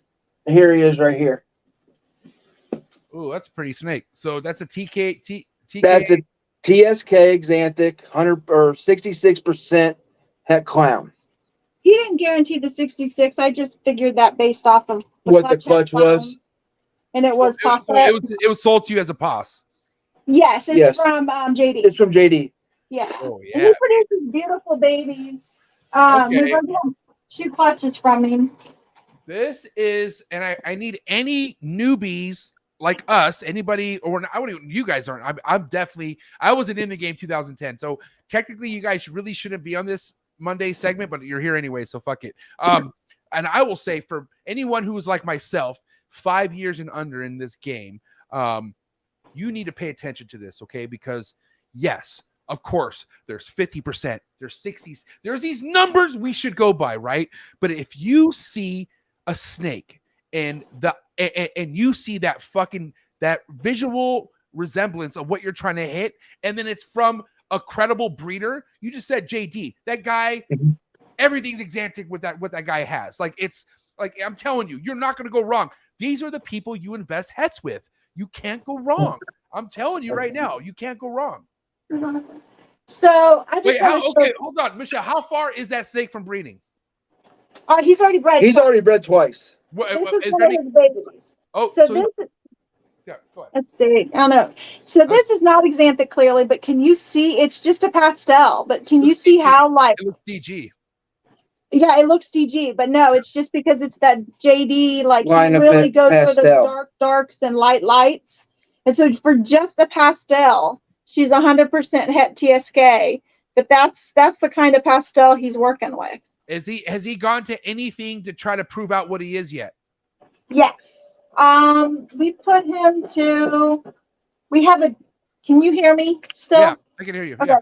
We have a GHI that was het clown. She's supposed to be 100% het clown, and so we put her to him. And so this was one of their babies that's held back. I don't know if you can see. It's just a Firefly GHI with the JD pastel lines. 100% het TSK, and she's at least 50% het clown because her mom's het clown. Okay. So, I mean, we hit one exanthic. Do you want to see the exanthic we hit? Yeah, let's see it. Unfortunately, though, the exanthic we hit is a male, wasn't a female. So she's got to go. But why is that a bad thing if you can kind of prove him out quicker? No, we're still going to hold him back. It would have been better if she was a female than a male. But we're still, I don't think we're going to sell him. I think we're still going to keep him back. Uh-oh. We're in the Matrix. Uh-oh. Hey, guys, I'm going to take this moment to ask you to get the likes up for Mosh. Please. This is a great episode.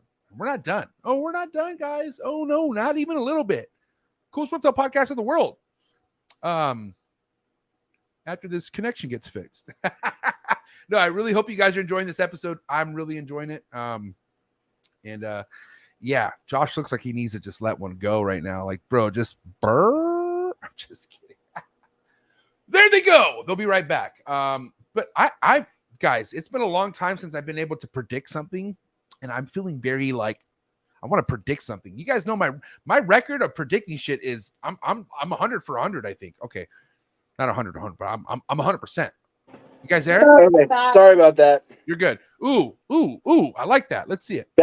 This is our first exanthic we produced. He's already starting to darken a little bit. He was really black and white when he first hatched. He's the Oh boy. Oh geez. I like that snake though. You know, I'm not gonna lie, guys. Are you there? Okay, sorry. Yeah, we're back. Yeah. Sorry. So, and I was wrong about that too. We are selling him. I am selling. He is for sale. What? Okay, and so so one more time. It's a TSK exantic what? He's a pastel. He's just a pastel exanthic. I wasn't sure if he had the fire in him or not, but I was talking to JD, and JD said he's definitely a pastel. Okay. He's 50% het clown. Yeah. So that's a 50% het clown. Okay. So what I want to know is, when does this guy get his debut? Like this snake that we're talking about that you just pulled out, not this one. I'm talking about the other one, the one that has already gone to 2 clutches. Yes, our Firefly exanthic. Right. Which is 66% het clown, right? Right. Yeah. When does he get to go to another clown girl to see if he's clown or not, or when does that debut happen? I have been breeding him with my female that's just a clown. She's got nothing else going on, but she hasn't laid or anything yet. So, okay. And I had the bee to go with him that I got at the same time that she's 100% double head exanthic clown, but she's not a very good eater, so it's going to be a long time before she does anything. And I'm not entirely sure I'm going to breed her. So if I can get females double hets on the other side, I might just go that route. I'm about to push my limits on this, but I'm feeling very confident. Because I feel like I can almost see that what you're gonna hit if that pairing goes. I'm not joking. This is a power I have. I don't know what to tell you. The clown female that we're talking about. How old is that female? She's about 2.5. Okay, so she's still young. Okay. Yeah. If she does go for you this year, she's gonna lay 5 eggs. She's gonna lay 5 eggs. 2 of them are going to be Exantic clowns. That would be awesome. She doesn't have Exantics, so if that happens, my bad. 2 of them will be clowns head Exantics. That's what I'm saying. What I'm saying is you're gonna hit 2 of those will be proven clown. Is what I'm saying. And I figure even if it's not, then I have my 100% double hets. Just remember I said this. Anyone, please remember this. That's if she goes for you this year. If she doesn't go for you this year, I don't hold myself to what I just said. I will wait next year. But if she were to lay for you this year, I'm seeing 5 eggs, minimum 2 clowns in that clutch. Right. Call me crazy. I don't know. But other than that, like what is the holy grail for you guys? Like, and what I mean by that, like, you know, I if you want to ask me, MJ, what do you want to hit someday? I could really go off on. I could tell you exactly what I want to hit someday, right? What do you guys want to hit someday? Like, right now, mine is the lightning pied clown. I want an Exantic clown pied. Has anybody made that yet? Hypo Exantic. I'm sorry, hypo Exantic clown pied. You got to have hypo with the Exantic. I want the visual quad. The visual quad. He wants visual quad. Yeah. Now, why don't you guys break down why it's important for the hypo to be in this Exantic?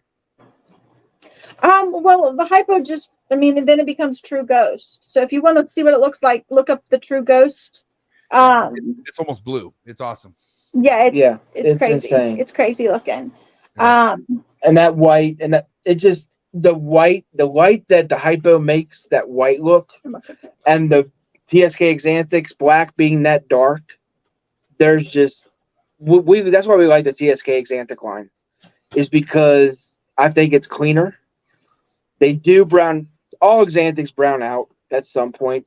Right. None of them really hold their true colors from the time they're hatchlings to the time they're adults. But I think, in my opinion, other than I guess the MJ line that's up in Canada that you can't really get down here, the TSK Exantic's the next best thing. What is it, the MJ? Yeah. Yeah. What happened? She good? Yeah, she just went to put the snake up. Okay. Then we had that one in the other room. Ooh. Yeah, so when I take them to shows, I keep them out of my Yeah, we collection. quarantine our show animals so we don't bring them back to our collection. So, I mean, I was gonna ask you that. This was out of our very first clutch that we ever hatched. yeah, this is I my just favorite. saw this one in real life. Yeah, this is my favorite hatchling that we produced. Ooh, what is it? It's leopard Mojave. What is it? Yes, very good. So her dad was a pewter pied pos het hypo, and her mom was a Pasavi hypo. And so he proved out hypo on this clutch. And so she is a leopard Mojave, cinnamon, hypo, 100% het pied, possible cinnamon, possible pastel, but I don't think she has the pastel in her. So, but she's 100% het pied. And she's like, we think Sandblast is in our collection. So she's possible Sandblast, but I have to prove that out first before I know for sure. But yeah, this one is, I think, the prettiest one we've produced so far. Yeah. Without hurting nobody's feelings, because this has been a really big positive, I feel like a big positive episode. Okay. But when you hear about the Lemon Blast and Sandblast, like, would you rather almost not have that if you could go back? Do you feel like at this point? Let's be honest. I'm dead serious. Like, do you feel like I mean, it is what it is. Don't get me wrong. Some people just want to hit certain recessives within that stuff. But like, if you could go back and do something else, would you? I'm curious. I would say no, because I wouldn't mind looking at a hatchling that hatches out and see an urban camo. So I wouldn't mind. I like those. I'm not gonna lie. I wouldn't mind at all, and you have to have sandblast to do that. So It was never a pairing I was intending to make, but now knowing that there's possible sandblacks, I'm very, very tempted, and I think I'm going to do it. Because I have two of her sisters that are pewters, and one of them's 100% het hypo, and the other one's 50% het hypo, because they came from two different moms. I kind of feel like I just need to find out. So I mean, and I hope you do. I mean, like I said, I feel like there's so many things that are worked with that have been worked with that are still technically untapped. You know what I mean? This camo stuff, I've only seen one. I want to say, no, I'm sorry, I take that back. Maybe 2-3 people that have really good examples of this camo shit that you could put into pides, and they're like, and they're not even like, no, they're not even camo pides. They're the het pides. They're the ones that are, yeah, those are the ones that are like, what the fuck is this? But it's just not a sought after thing. Like, there's not a lot of people really like shooting for those things. So that's why, like, you know, I feel like if you are making them and you enjoy them, God bless you, do that, because there needs to be more of that. And that's why I wanted to ask you guys. I want to know where you guys were at with that, because okay, I'll be real. You want me to be real with you guys right now? yeah, 100%. I inquired probably the biggest in ball python investment package I ever bought in my entire life from somebody I respect the most out of the ball, one of the most respected ball python breeders in the game, Mark Bailey. And he, you know, we worked something out. The last thing that he added to my package that was like, what? Like, I appreciate what he did, but I was like, butter? I don't know. Like, I don't know. Like, I'm a Mojave guy. Even Mojave and butter, same thing. So I'm like, well, I much rather it say Mojave than butter. That's all I'm telling myself first and foremost, right? But it has Wookiee. Like, Wookiee is right, and it's a visual clown. Shall I show you? Let me show you. Yeah, you got a Wookiee clown. I want to see that. Yeah, you need your charger in a second too, babe. No, don't bite me. All right. So, Yeah. Hold on. She's coming. This is for Michelle. She's got to grab her charger real quick so our phone don't die on you. We'll show you guys for next, but here you go. I think I could almost deal with butter if you had a Wookiee clown. There it is. So that's a butter Wookiee clown right there. All right, she's coming back. All right. So what I'm saying is, I'm not mad. I'm not mad at this at all. Like, I'm cool. Right. But like I said, if we're talking about like a popularity contest here, I just much rather have it be Mojave. I don't know. If you don't like it, you can send it over here. That is gorgeous. I need you to I relax. love Wookiee clown. But see, the thing is, the butter is irrelevant to me because how bad I want the Wookiee. Like, I just want the Wookiee. Right. But is butter something to really be mad about? I don't know. I feel like in that snake, I would say no. Right. I hate to say it. I absolutely love Lesser. It is one of my guilty pleasures. And in fact, I have a single gene Lesser. She's het TSK. She's my mouser. She's the one that just will not eat rats for the love of her. But I love Lesser all by itself. Like, it's just gorgeous. It's funny you say that because me too. Like, I have a Lesser 100% het clown that I was going to put a part of, like, you know, I got rid of a lot of females this year and I was going to let her go. But because what Michelle just said was the same thing. I looked at her and I'm like, listen, I understand you're just a Lesser 100% het clown, but you're beautiful. And I don't want to let you go because I'm basically letting you go for like $300, $200 for whatever the fuck the price was at that time. What is that? What's next? This is her clutch mate. This is her sister. She's a Ooh, what is that? Whoa, what is that? What is that? A Lesser TSK. That's a Lesser TSK Xanthic. And she was like black and white when we got her, but she's darkened out. She's looks like she might be going in the shed. Yeah, she might be going in the shed, but yeah, she's a TSK Xanthic Lesser. And she'll eat anything. So and this is our garbage disposal. There hasn't been a meal that she won't eat. Yeah. and they're country. So let's talk Go about figure. okay, I want to talk about an important piece of this Exantic project that I mean, every time I go to a show, and you guys seen JD's table at a show, right? It's like Absolutely. it's like the fucking it's like a shining light from the heavens. It's like all white, it's beautiful, and then you see his beautiful face. He's just smiling and hey, I'm JD. Hey, what's up? And so you go, but you only see a bunch of babies, right? And like I said, I've only really seen nothing bigger than a sub-adult at JD's table. Then all because I got into the Moluccan project, Moluccan Scrub Python. I got my hands on an Exantic Moluccan, which is a beautiful fucking bluish looking snake. But then I was told by a lot of people that snake is not going to stay that color. It's going to brown out. Okay. And then I found out after I got made fun of by my ball python friends that the Exantic ball pythons are known to all brown out at some point. Yep. So where are we at with that? Like, are we trying to find something to work against that? Does JD have, and maybe we should be talking to JD, but does JD have any of these adults that aren't browned out? And do you guys know of that? I'm just curious. Well, I mean, his, like, if you look at the big difference,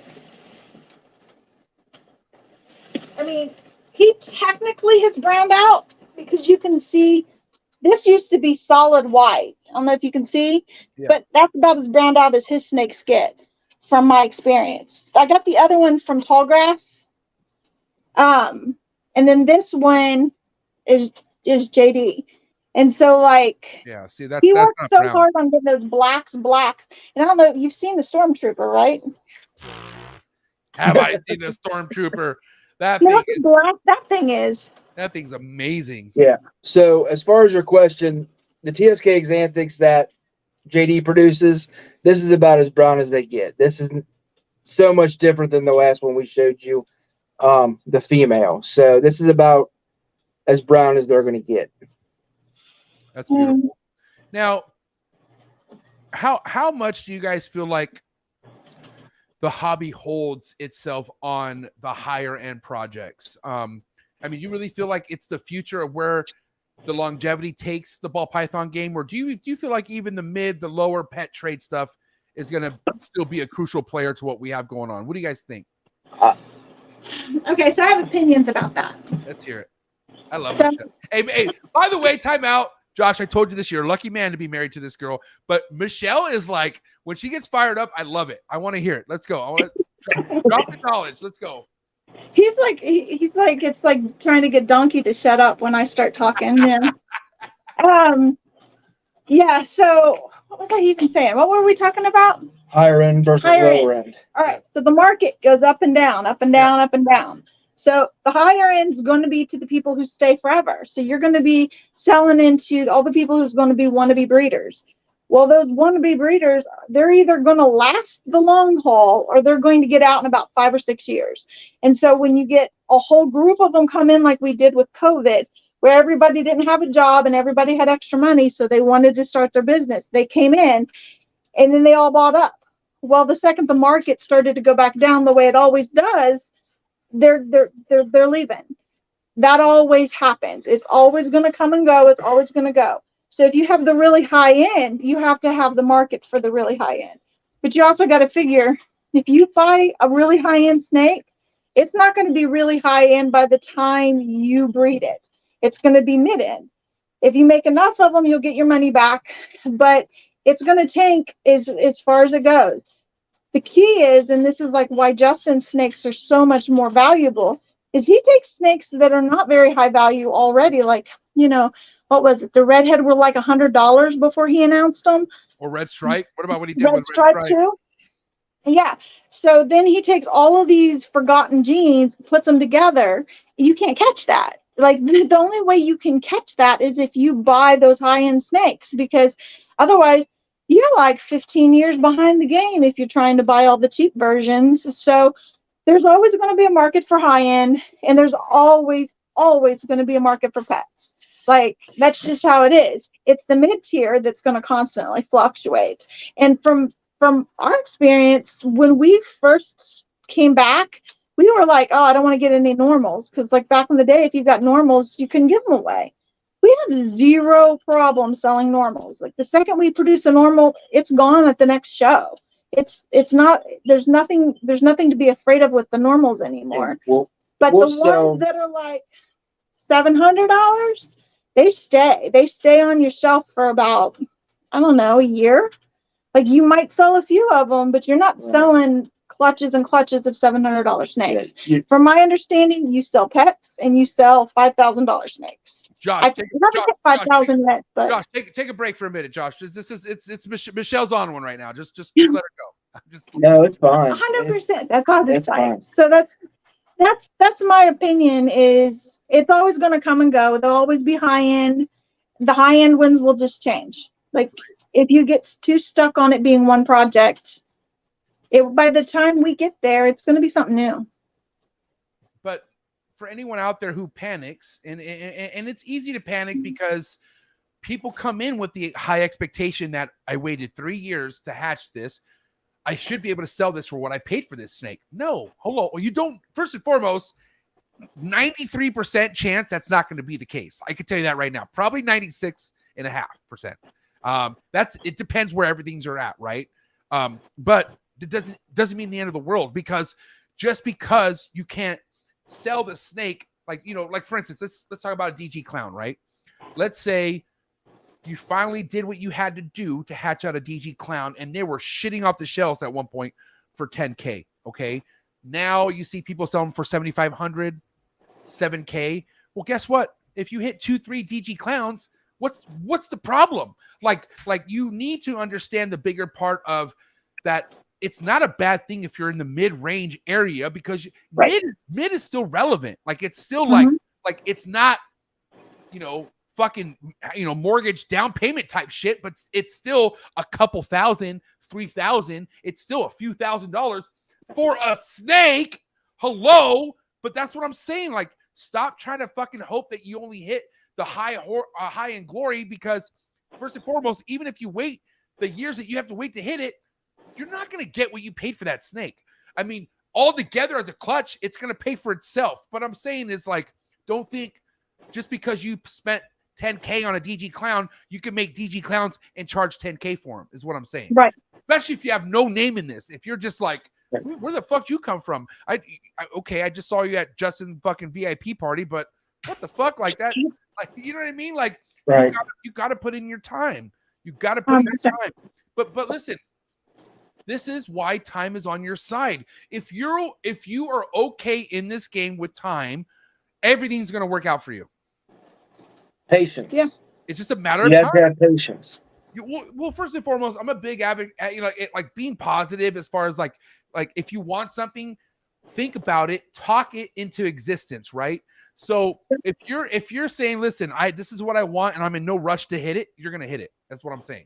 Like, it's just a matter of time. Like, what if you're not in a rush, if there's no timeline and you stick to it, you're going to fucking hit it. That's all I got to say. So be the tortoise, not the hare.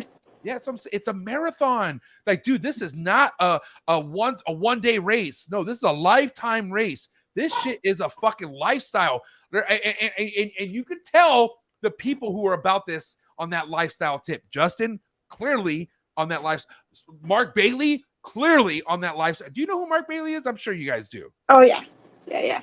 That guy right there, man. He's very, very behind the scenes, but I want to say just as important as any other top tier breeder, because he is a top tier breeder. But I'm talking about, like, Justin gets a lot of credit. With all due respect, he deserves it. But anyone thinks top of the game, they instantly go to Justin. That's like the first thing, right? But there were people before Justin. Oh, were there people before Justin? Mark Bailey's one of those people. But Mark Bailey is somebody who's been around the game when Justin had fucking acne with glasses on, walk around shows at fucking 18, 19 years old, and Mark Bailey was selling out at Daytonas and all these shows, and Mark Bailey's still relevant to this day. You know how hard that is to be? Like, think about how many people have so many issues with themselves that they can't stand to see other people surpass them or grow past them, that they don't even want to be in it. Like, that's what some of this shit would do to people. They'll give up. How many people you see that just all of a sudden don't want to do this anymore because they're just mad at their progress? But that's that's just life though. What are you going to do about it? You know what I mean? But I'm just saying at the end of the day, like, I feel like everything is meant to do for your own, like, Mark Bailey always says, find your passion in life.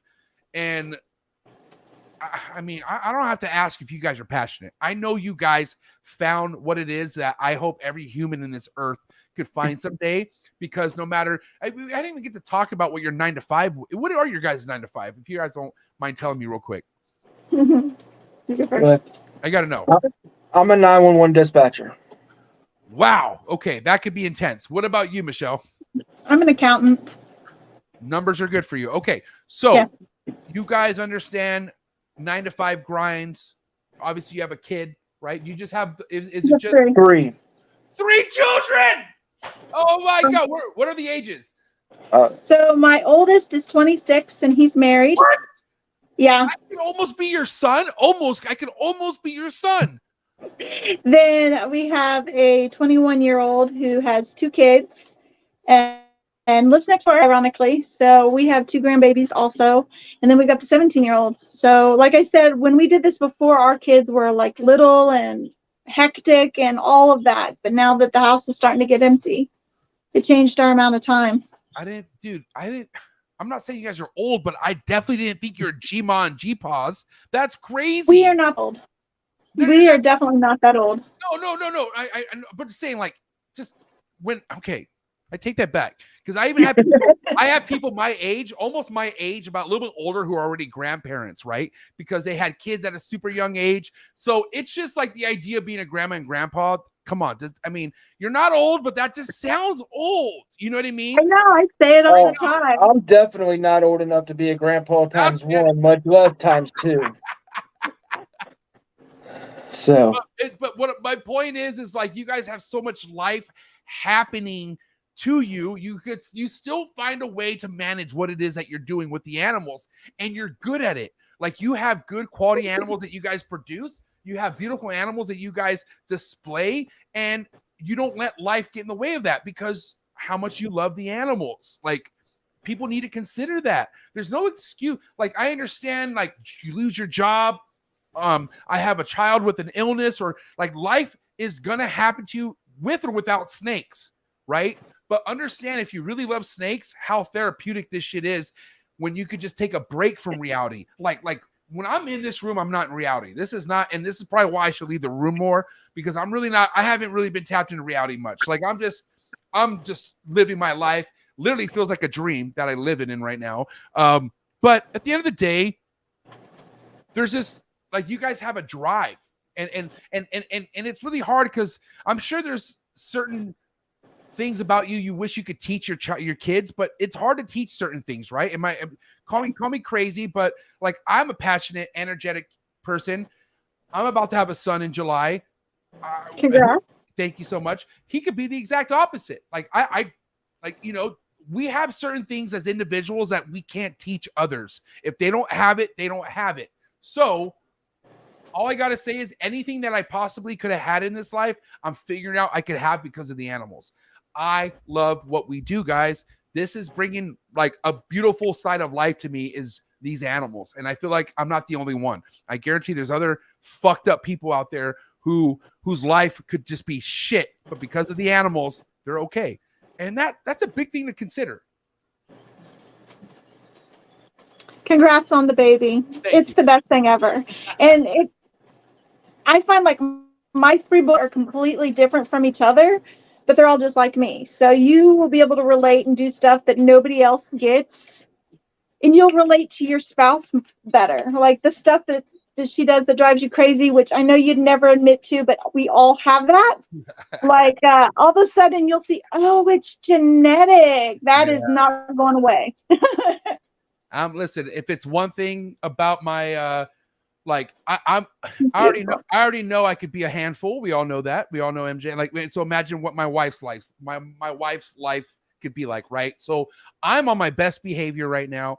I am doing everything I can to make sure that if I get chewed out, it's yes, ma'am. It's fine. Chew me out. Like, because here's the thing, like, I know I have reasons to get my ass chewed out sometimes, but like, I want it to be valid. Like, so what I do is like, I try to like compute what I'm getting in trouble for. But right now, I'm getting in trouble for nothing. So I just, but I need to just be okay with that. And I'm okay with that. Like I said, I've only I think I've only been like, I only had things thrown at me like once so far, I think. And then I dodged it pretty quick. So I'm just saying, teamwork makes the dream work. And that's what you guys are doing. I mean, we were talking about how much Michelle is a big influence behind the brand, but this wouldn't be possible without you, Josh, and also the other way around as well. You even said, as much as you are tapped into what we have going on, this wouldn't be Mosh Balls without Michelle. And that dynamic, I'm sure, is like you're mentioning, kids bring it all together more. You know what I mean? Me and my wife are already a pretty solid team, but I can tell you right now, having this child, you're right. This is making us even closer. And I didn't even think we could get closer. We don't hang out with nobody, but we are getting closer somehow. You know what I mean? And I love it, man. Like I said, I wake up every morning very blessed, very happy, because the majority of my time I'm talking about things I love with people I love. Like, this is great. Like, you know what I mean? This was not only a long overdue podcast, but to talk about your growth. And like I said, guys, it really made me feel proud that one of my Patreon members was at my very first Tinley, set up, ready to go. Like, do you remember how excited I was? Do you remember my face? I blew up. Like, dude, I was like, you guys are here? We couldn't believe it either. We couldn't either. It was. Did we ever tell you how that happened? No, let's hear about it. I want to hear about it. All right. So it was Tinley, and we were going up anyway. We had just done St. Louis show. And we went ahead and got on the waiting list for Tinley. Can I say why? Go ahead. I'm going to say why. And huge shout out to Bob Boo at Voodoo. Yeah. Or Bob Boo. I can't say it. Anyhow, you want to call them Voodoo Balls? Yeah, I do. Because like the Voodoo is like, I really want one of those. But anyhow, he came over and was saying hi. And we were talking to him and we mentioned that it was our very first show ever. And he was like, this is your first show ever? And he was like, you need to do Tinley. And we were like, we'll never get into Tinley. And he goes, well, just go get on the wait list. Like, he goes, at the last show, because of COVID, people didn't show. Like, there was some people who just last minute didn't come at all. And he goes, there was an empty table right next to me at the last show, so go get on the list. And so went and got on the list. I thought, we're never going to make it. And he even asked us, he goes, if we call you like an hour before the show starts, I'm like, we will drive home and get the animals to be here. Like, we will be here no matter what happens.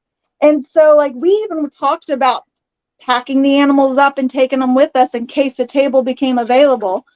But yeah, we were totally going to do that. We were going to take the snakes, pack them up, because we have the next level displays that have the built-in thermostat and heat tape. So we were just going to keep them in the hotel room and go to Tinley that morning and just hope there was a table available. And we were coming back from vacation with the kids, and we get a call and says, hey, we have a table. Do you guys want it? And this was Monday. No, it was like Wednesday. Or no, yeah, Wednesday before the show. We were going down on Friday. He calls us Wednesday, said, hey, we have a table. Do you want it? And I said, shit. I'm thinking to myself, we're not ready. But you know what? I ain't turning this down, because if I say no, I know I'll never get a table at Tinley. So no matter what we took, I said, we'll take it. And we ended up vending. Our very second show ever was at Tinley in a RBC. We did Sin City? I don't think so. We might not have started Sin City until after. We didn't start our local show till after that. Yeah. But still, like that's kind of like it's almost like stage fright. You're like, holy shit, what? Yeah. It was one of those moments to where, okay, here we go. We're either going to make it or we're not. We need to take the jump. Yeah, and I figured if we're not, then I'd rather know I gave it all my all. And I did. He was the one that like talked me into doing the very first even St. Louis NARBC. I was like, that's the first one. Like, I don't even know what I'm doing yet. And he made the good point. He goes, yeah, but if you jump right into the deep end, after this, everything's easier. And I'm like, that is true. After this, the local show will be easy.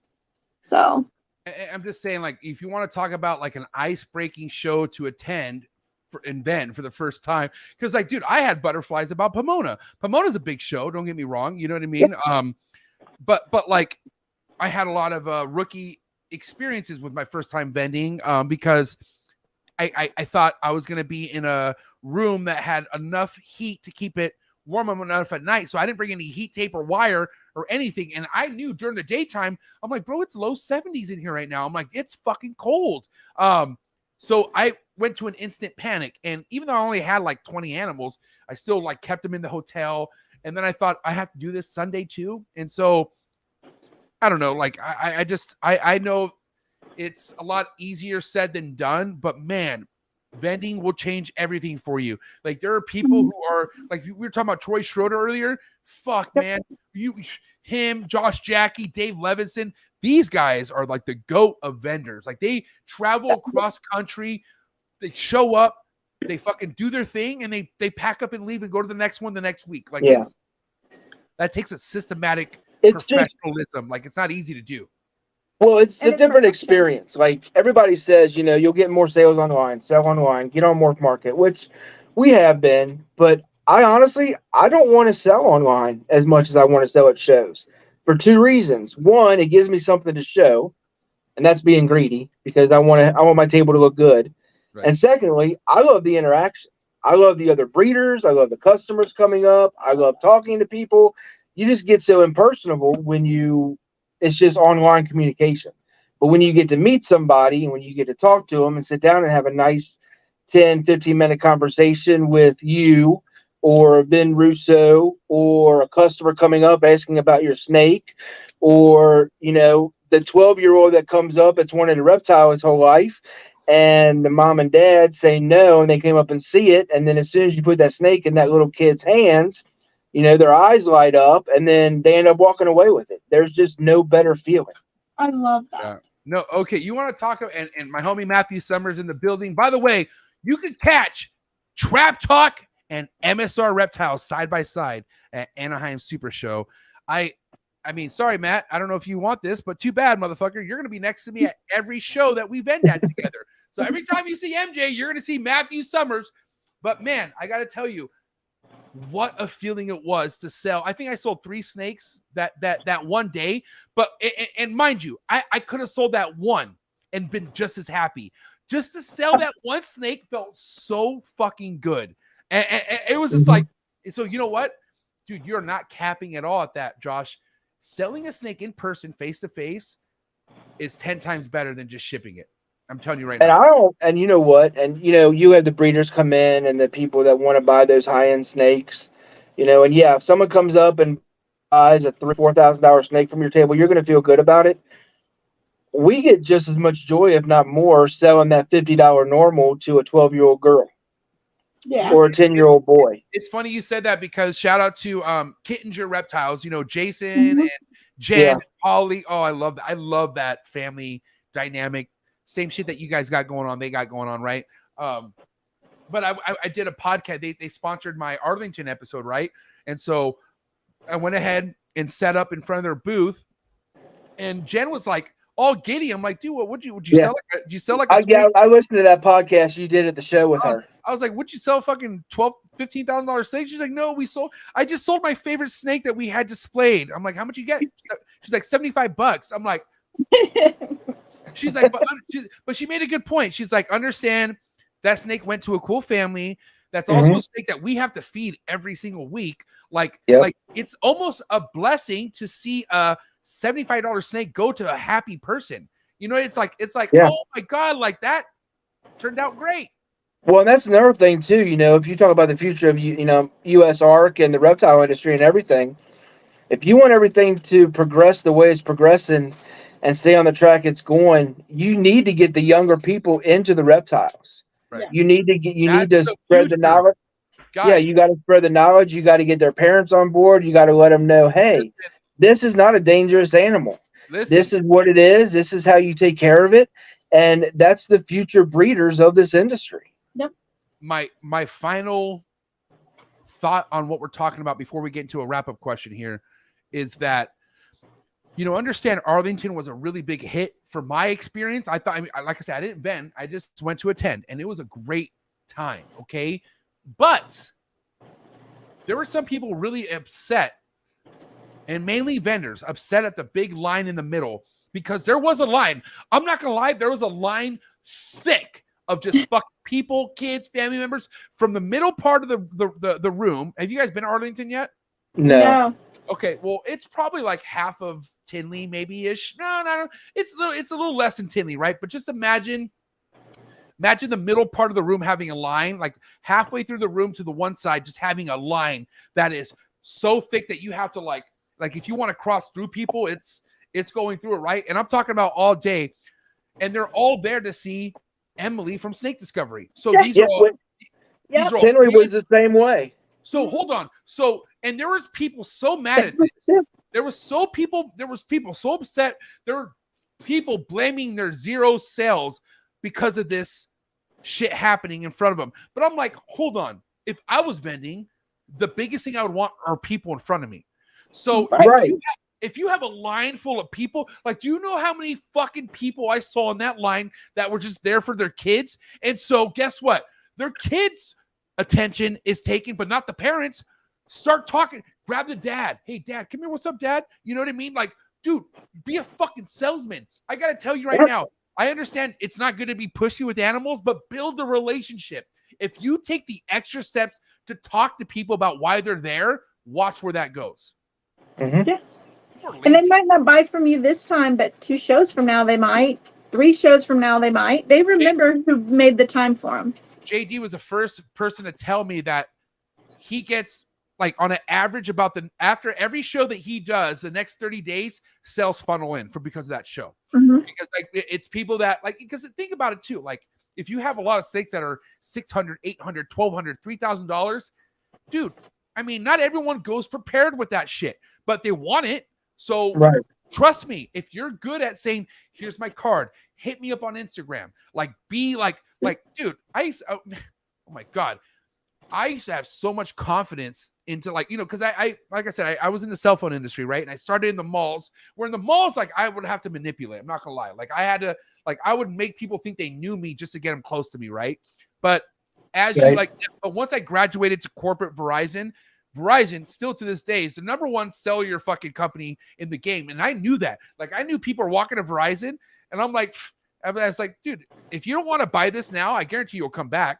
And that's kind of the same things with the snake. Like you gotta believe in your product so much that just because that person doesn't buy right then and there does not mean that they'll be back or they'll hit you up with, like, you need to have that positive mentality instead of just moping and be like, oh, I sold nothing today. Oh, you know what I mean? Like that shit triggers, like that kind of like mentality creates losers. And I hate to say it. 100%. Well, it's our first couple shows, now it's gotten better since we've done more of them, but like our first couple shows, we went and didn't sell anything. No, we still 2 normal males. We've had a couple shows where we didn't sell anything. And I'm saying the shows we went to where we didn't sell anything were almost as fun as the ones where we sold a ton, just the interactions there. Yeah, it's like walking around talking to everybody, only you get to sit still and your legs don't hurt. All right, check it out, guys. I have a wrap-up question for you, which is actually I want to say the title of this episode.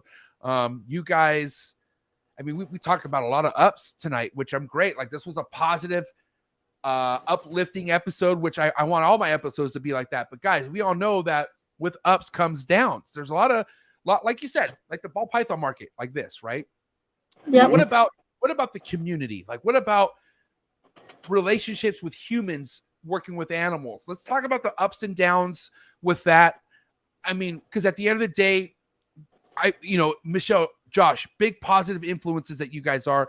And I know that because you guys support me, you support the Trap family, you are a part of the Trap family, and I see what you're all about. But there's a time and place where things are at a place where they're not what they once were, right?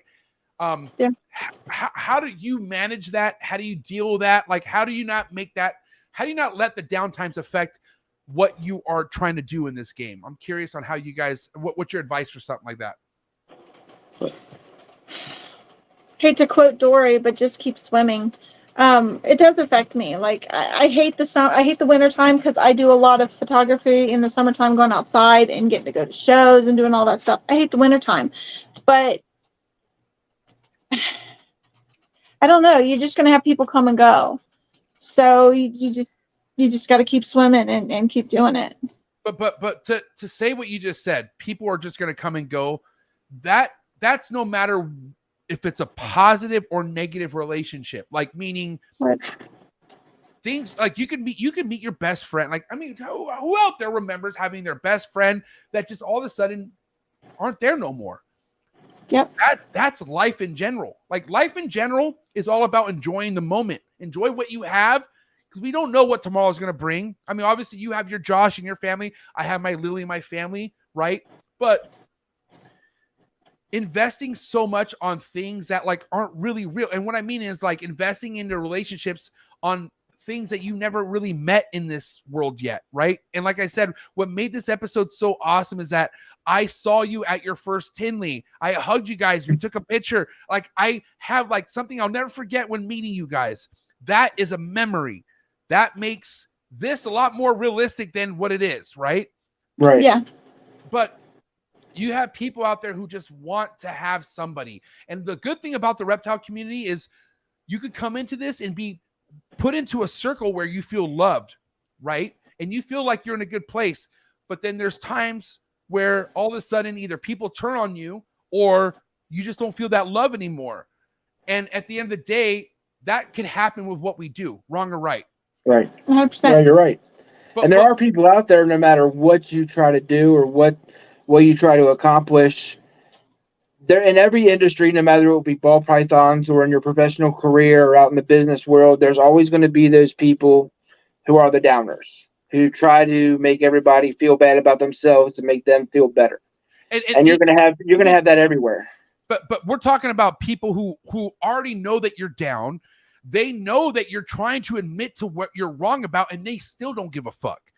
That's what I'm. But people should not lose energy and sleep on people like that. You got to keep swimming, like Michelle says, because whoever fucks with you. Whoever wants to be a part of what you're doing could either swim with me or swim a different direction. But at the end of the day, you just got to keep swimming. Okay, that's it. And you got to learn that you can only control your actions. You can't be responsible for the actions of somebody else. Yep. And you know what? At the end of the day, a true toxic individual in anything, no matter what it is, they're self-destructing. Somebody who's a real, true piece of shit person who has a cancer within them, they don't want nothing to good for nobody, will burn themselves down. They light themselves on fire. It's all I got to say. So with that being said, let them light themselves. Like, if somebody wants to destroy themselves, why help them? Don't just like, God bless them. Don't just like whatever it is that you do is not going to destroy me. And that's how Mosh Balls does it. Mosh Balls keeps swimming. And I'm glad you said that. I got to say, either way, guys, the way I see you support so many different positive things in this industry makes me feel like I feel like you guys having your guys support means everything, because you guys are here to only support the realists in this game. And I see that from you. Like, I see you guys at the VIP to get togethers at Canova and just the influence that you guys have going on. And I got to say that I'm so happy that we finally got this episode in. 2 hours went by really, really quick. I got to say, it did. Like, even with our technical difficulties, 2 hours went by very, very quick. But listen, hot seat questions. All right. I don't know if you guys watched last night episodes. God bless Frankie. But apparently there's a JP Reptiles Gecko Canadian version of, or a Gecko version of the Canadian JP Reptiles. What I mean by that, I don't need 5-minute answers to these hot seat questions. The quicker, the better. Don't look at each other. Don't look at each other, and it has to be the same time. Okay, you ready? Take your hit, please, by all means. Smoke if you got it. All right, here we go. Hot seat questions for the lovely Mosh Balls. Are you ready? As ready as we'll ever be. Here we go. Coming in hot. Number one hated Codon ball python morph. Oh, hell. Got them. They're confused. Yeah. They're confused. They're confused. They thought they knew what I was going to say. They thought it. Desert? I don't know. Like, I mean, pastel, but that pastel I have is beautiful. Yeah, I would say pastel gets a lot of hate. So, I don't know. So pastel would be my answer. okay. but you say desert. I think that was the best answer. Not for you, Josh. I'm sorry. That was pretty bad. But here we go. Moving forward. A cut or no cut? No cut. Well, yeah, no cut. We used to cut. We don't anymore. No cut at all? No, well, not until the first snake pips, and then if one of them's struggling, we'll cut. But if we don't see a pip, we don't cut. You want anything you want to say on that, Michelle? I feel like you do. I try not to cut them, but if, like you said, if it's been a day or two and it hasn't come out, I'll cut it. Frozen thought or live? Live. Both. ASFs or no ASFs? No ASF. Big flexor or no flexor? Big flexor. Number one double recessive project in the ball python game. Ooh. Hypo-Pi? No, that's ours. I mean, what were they talking about? Sunset clowns, but that's not my thing. I don't. No, I'm talking about what's number. Okay, what's number one to you? Like, fuck the people. I'm talking about like, what's the number one double recessive ball python project to you that matters the most? Just picking two, that's hard. I have Ultramel Clown I'm working on. I'm excited about that. Josh? We got a lot of Hypo-Pi stuff, so I'm going to say Hypo-Pi. Pre-first shed meal or post-first shed meal? Post. To miss or spray a ball python or to never miss or spray a ball python? Missed. Yay sports or boo sports? Yay. Yay. Not to his level, but yay. I love to say I'm a diehard Eagles fan, so I'm still struggling. I'm sorry, bro. Dude, listen, my family's all in Philly and they're in Pennsylvania. I wanted the Eagles. I'm a Raider fan, so fuck the Chiefs. I hate the Chiefs, but they won, and they're the best. Well, my condolences being a Raiders fan. It ain't easy, bro. Nobody said I was perfect, okay? Nobody. Steak or fish? Steak. Redline shipping or ship your reptiles? Wow. That was I just threw that out there. Do not answer this question. You have to. That's a hot tea question. It's all good. Dude, first and foremost, Susie's a gangster. She's not gonna cry about this. Just say it. I'm gonna say ship your reptiles because that's the company I've used. I haven't used Redline yet. Yeah. He's our shipping guy, so you can't just say yeah, but okay, you say that's his division. Shipping's my division. I have not used Redline yet. I'm not opposed to it. I started with Ship Your Reptiles, so that's what I've used, and I'll probably switch over. I just haven't used it yet. Yay imports or boo imports? Depends on the species. Depends on the species, and it depends on. Stop it, JPs. Stop it. Okay, I'm talking about there's a legislation about the whole country accepting or not accepting imports from different parts of the country. Are Josh and Michelle going to sign on saying yes or no on that? I'll say yes. Imports. Thank you. Van Halen or Sammy Hagar? Van Halen. Yes. Absolutely Van Halen. What do you have to say, Michelle? Please. I don't know. I don't listen either, so. You could just say Van on this one. Go ahead. Say Van Halen. Van Halen. Okay. Yay. Michelle's on fire. Okay. Little word association. First thing to come to mind, Morph Market. Online. Sales. Craigslist.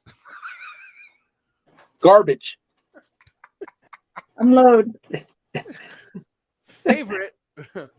Favorite species of reptiles? Retic. Wow. Carpet. I love my dwarf retic. I like my carpet. Favorite boa constrictor breeder or constructor. Favorite boa constrictor breeder.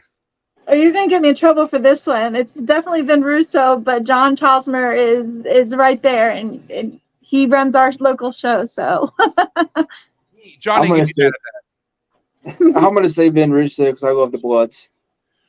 He's amazing. Yeah. Egg box substrate. We use perlite. Perlite. Number one reptile show in the country. Trap Talk. No, God damn it. I appreciate. Look, thank you, because Will Morrow said fucking another name, and I'm like, that's not what I'm talking about. reptile show. I'm meaning like Tinley. Are we talking Arlington? Tinley. But by the way, Josh, I want to send you a shirt, stickers for that answer. Thank you so much. Fuck. Well, come see us at Tinley. I will, 100%. Okay, almost done. Stuck shed. Boo. Yeah, bad. FedEx shipping. Yeah, I mean, it's where we get our snakes. Not all of them, but FedEx pickup only. It's Instagram trolls. Necessary evil. Yeah, I guess we do a lot of Instagram. This might be the hottest question for sure, and I'm sorry I'm putting you in this hot seat position, but you have to answer because it's a hot seat. But for anyone out there who's on the fence about supporting Trap Talk, what would you have to say to them? I mean, you run in the industry. I mean, like, you're sharing all the knowledge. You got to be here. Like, this is where it's at. Loser. What? You call me a loser? Did he call me a loser? No, I said if you don't follow Trap Talk, you're a loser. I was like, Josh, you're better off saying the fucking bullshit. What are you talking about? You just called me a loser? I'm just kidding. You're like, your shirt is canceled. Listen, the biggest reason, because listen, I don't want, this was a great fucking episode by all means, but I got to say, like, the support I've gotten from you two it's second to none, because it's unfortunate, but I put you in a position that made things a little awkward for you guys. But Michelle, I will say, out of all the reasons why you support me, you know why you support me, and I'm just so thankful for it. I gotta say, it's hard to read certain people in this world. It's hard to really know who's there for you and who's not. And I know I really have people there for me, and you two are a part of what I have that I'm so thankful for. So I had to ask that, and I already knew what the answer would be, but I love you guys so much. Thank you. I will say, we just had shy of 90 people tapped in for this episode. Okay, the likes. How many likes we got? Did you get the likes up? Where we at? 78 likes. I will take it. That is respectable.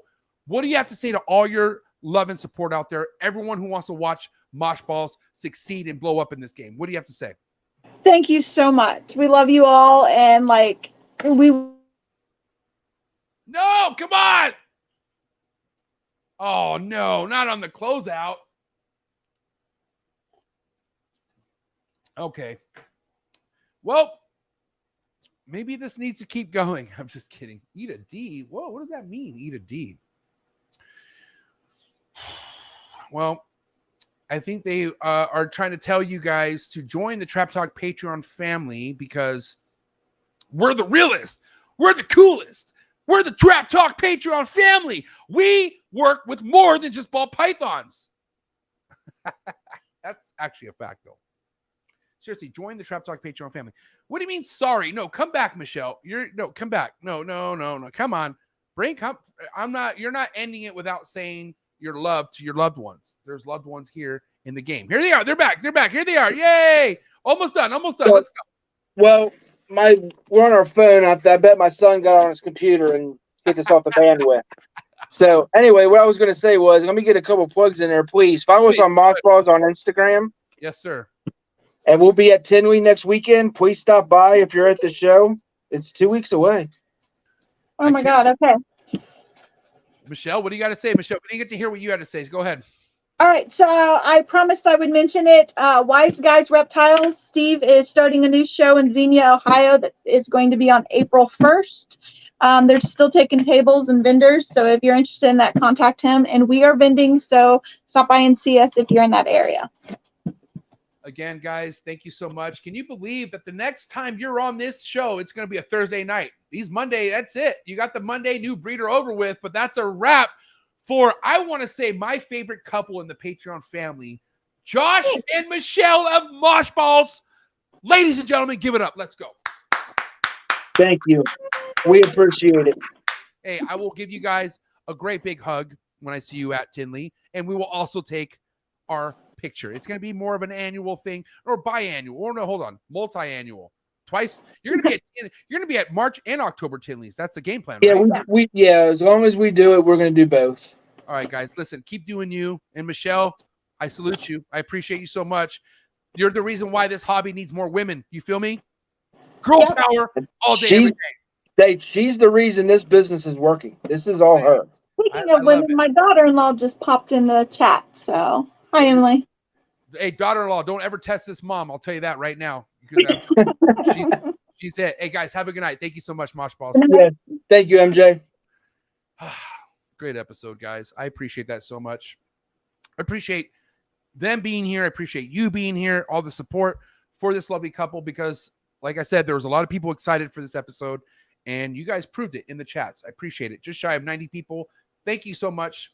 Again, if you didn't hit that like button for this lovely couple, hit the like button, because they really did a great job. Thought we talked about a lot of important things. Drop a comment in the comment section. Let me know what you like best. And guys, be ready, because it's Monday. That means it's the start of the week. Well, technically the week starts on Sunday. So this is midweek, apparently. But no, we're going to keep plowing through, because Thursday I'm bringing somebody on I feel like a little different. Like, when's the last time I brought an influencer onto the platform? And this guy, to me, is more of an animal keeper than an influencer, but he's also a fucking big time YouTube influencer. But he's the kind of like this motherfucker right here. And I mean that in a good way. It's just my way I talk. But this guy right here is really tapped in on some Dr. Dolittle shit with these animals. Like, he's really meant to be with the type of animals you see in this thumbnail: bears, otters, real type exotic animal type shit. And that's Blake Exotic Animal Ranch, happening this Thursday. Guys, I'm not kidding. Set your reminder. This is gonna be a great episode, going down 6 p.m. Pacific Standard Time, okay? And then a lot of you out there have been on my bumper, and I want to say I appreciate you being on my bumper about this one. But a lot of you out there have been loving this Sunday gecko / lizard / monitor, whatever, the real dinosaur sessions of this podcast happening Sundays. You guys have been wanting a lot of dwarf monitor type talks going down. So guess what? I got somebody who has bred Ackies, Kimberleys, somebody who's really tapped in with these dwarf monitors. And we're going to sit down with my buddy, Benny from Fieldstone Herpetoculture. I like, sometimes I read things and I just pronounce them way too much. Herpetoculture. My boy, Benny Bender from Fieldstone Herpetoculture, going down this Sunday for the Holy Dwarf Monitor session, okay? Set your reminder. Don't forget, coolest reptile podcast in the world. And that's because I have people like this show up to my show. Guys, I hope you guys enjoyed this episode as much as I did, but it's a wrap. Episode 310. Thank you, Mosh Balls. Thank you, trappers. Thank you, viewers. I'll see you here Thursday, and I'm out.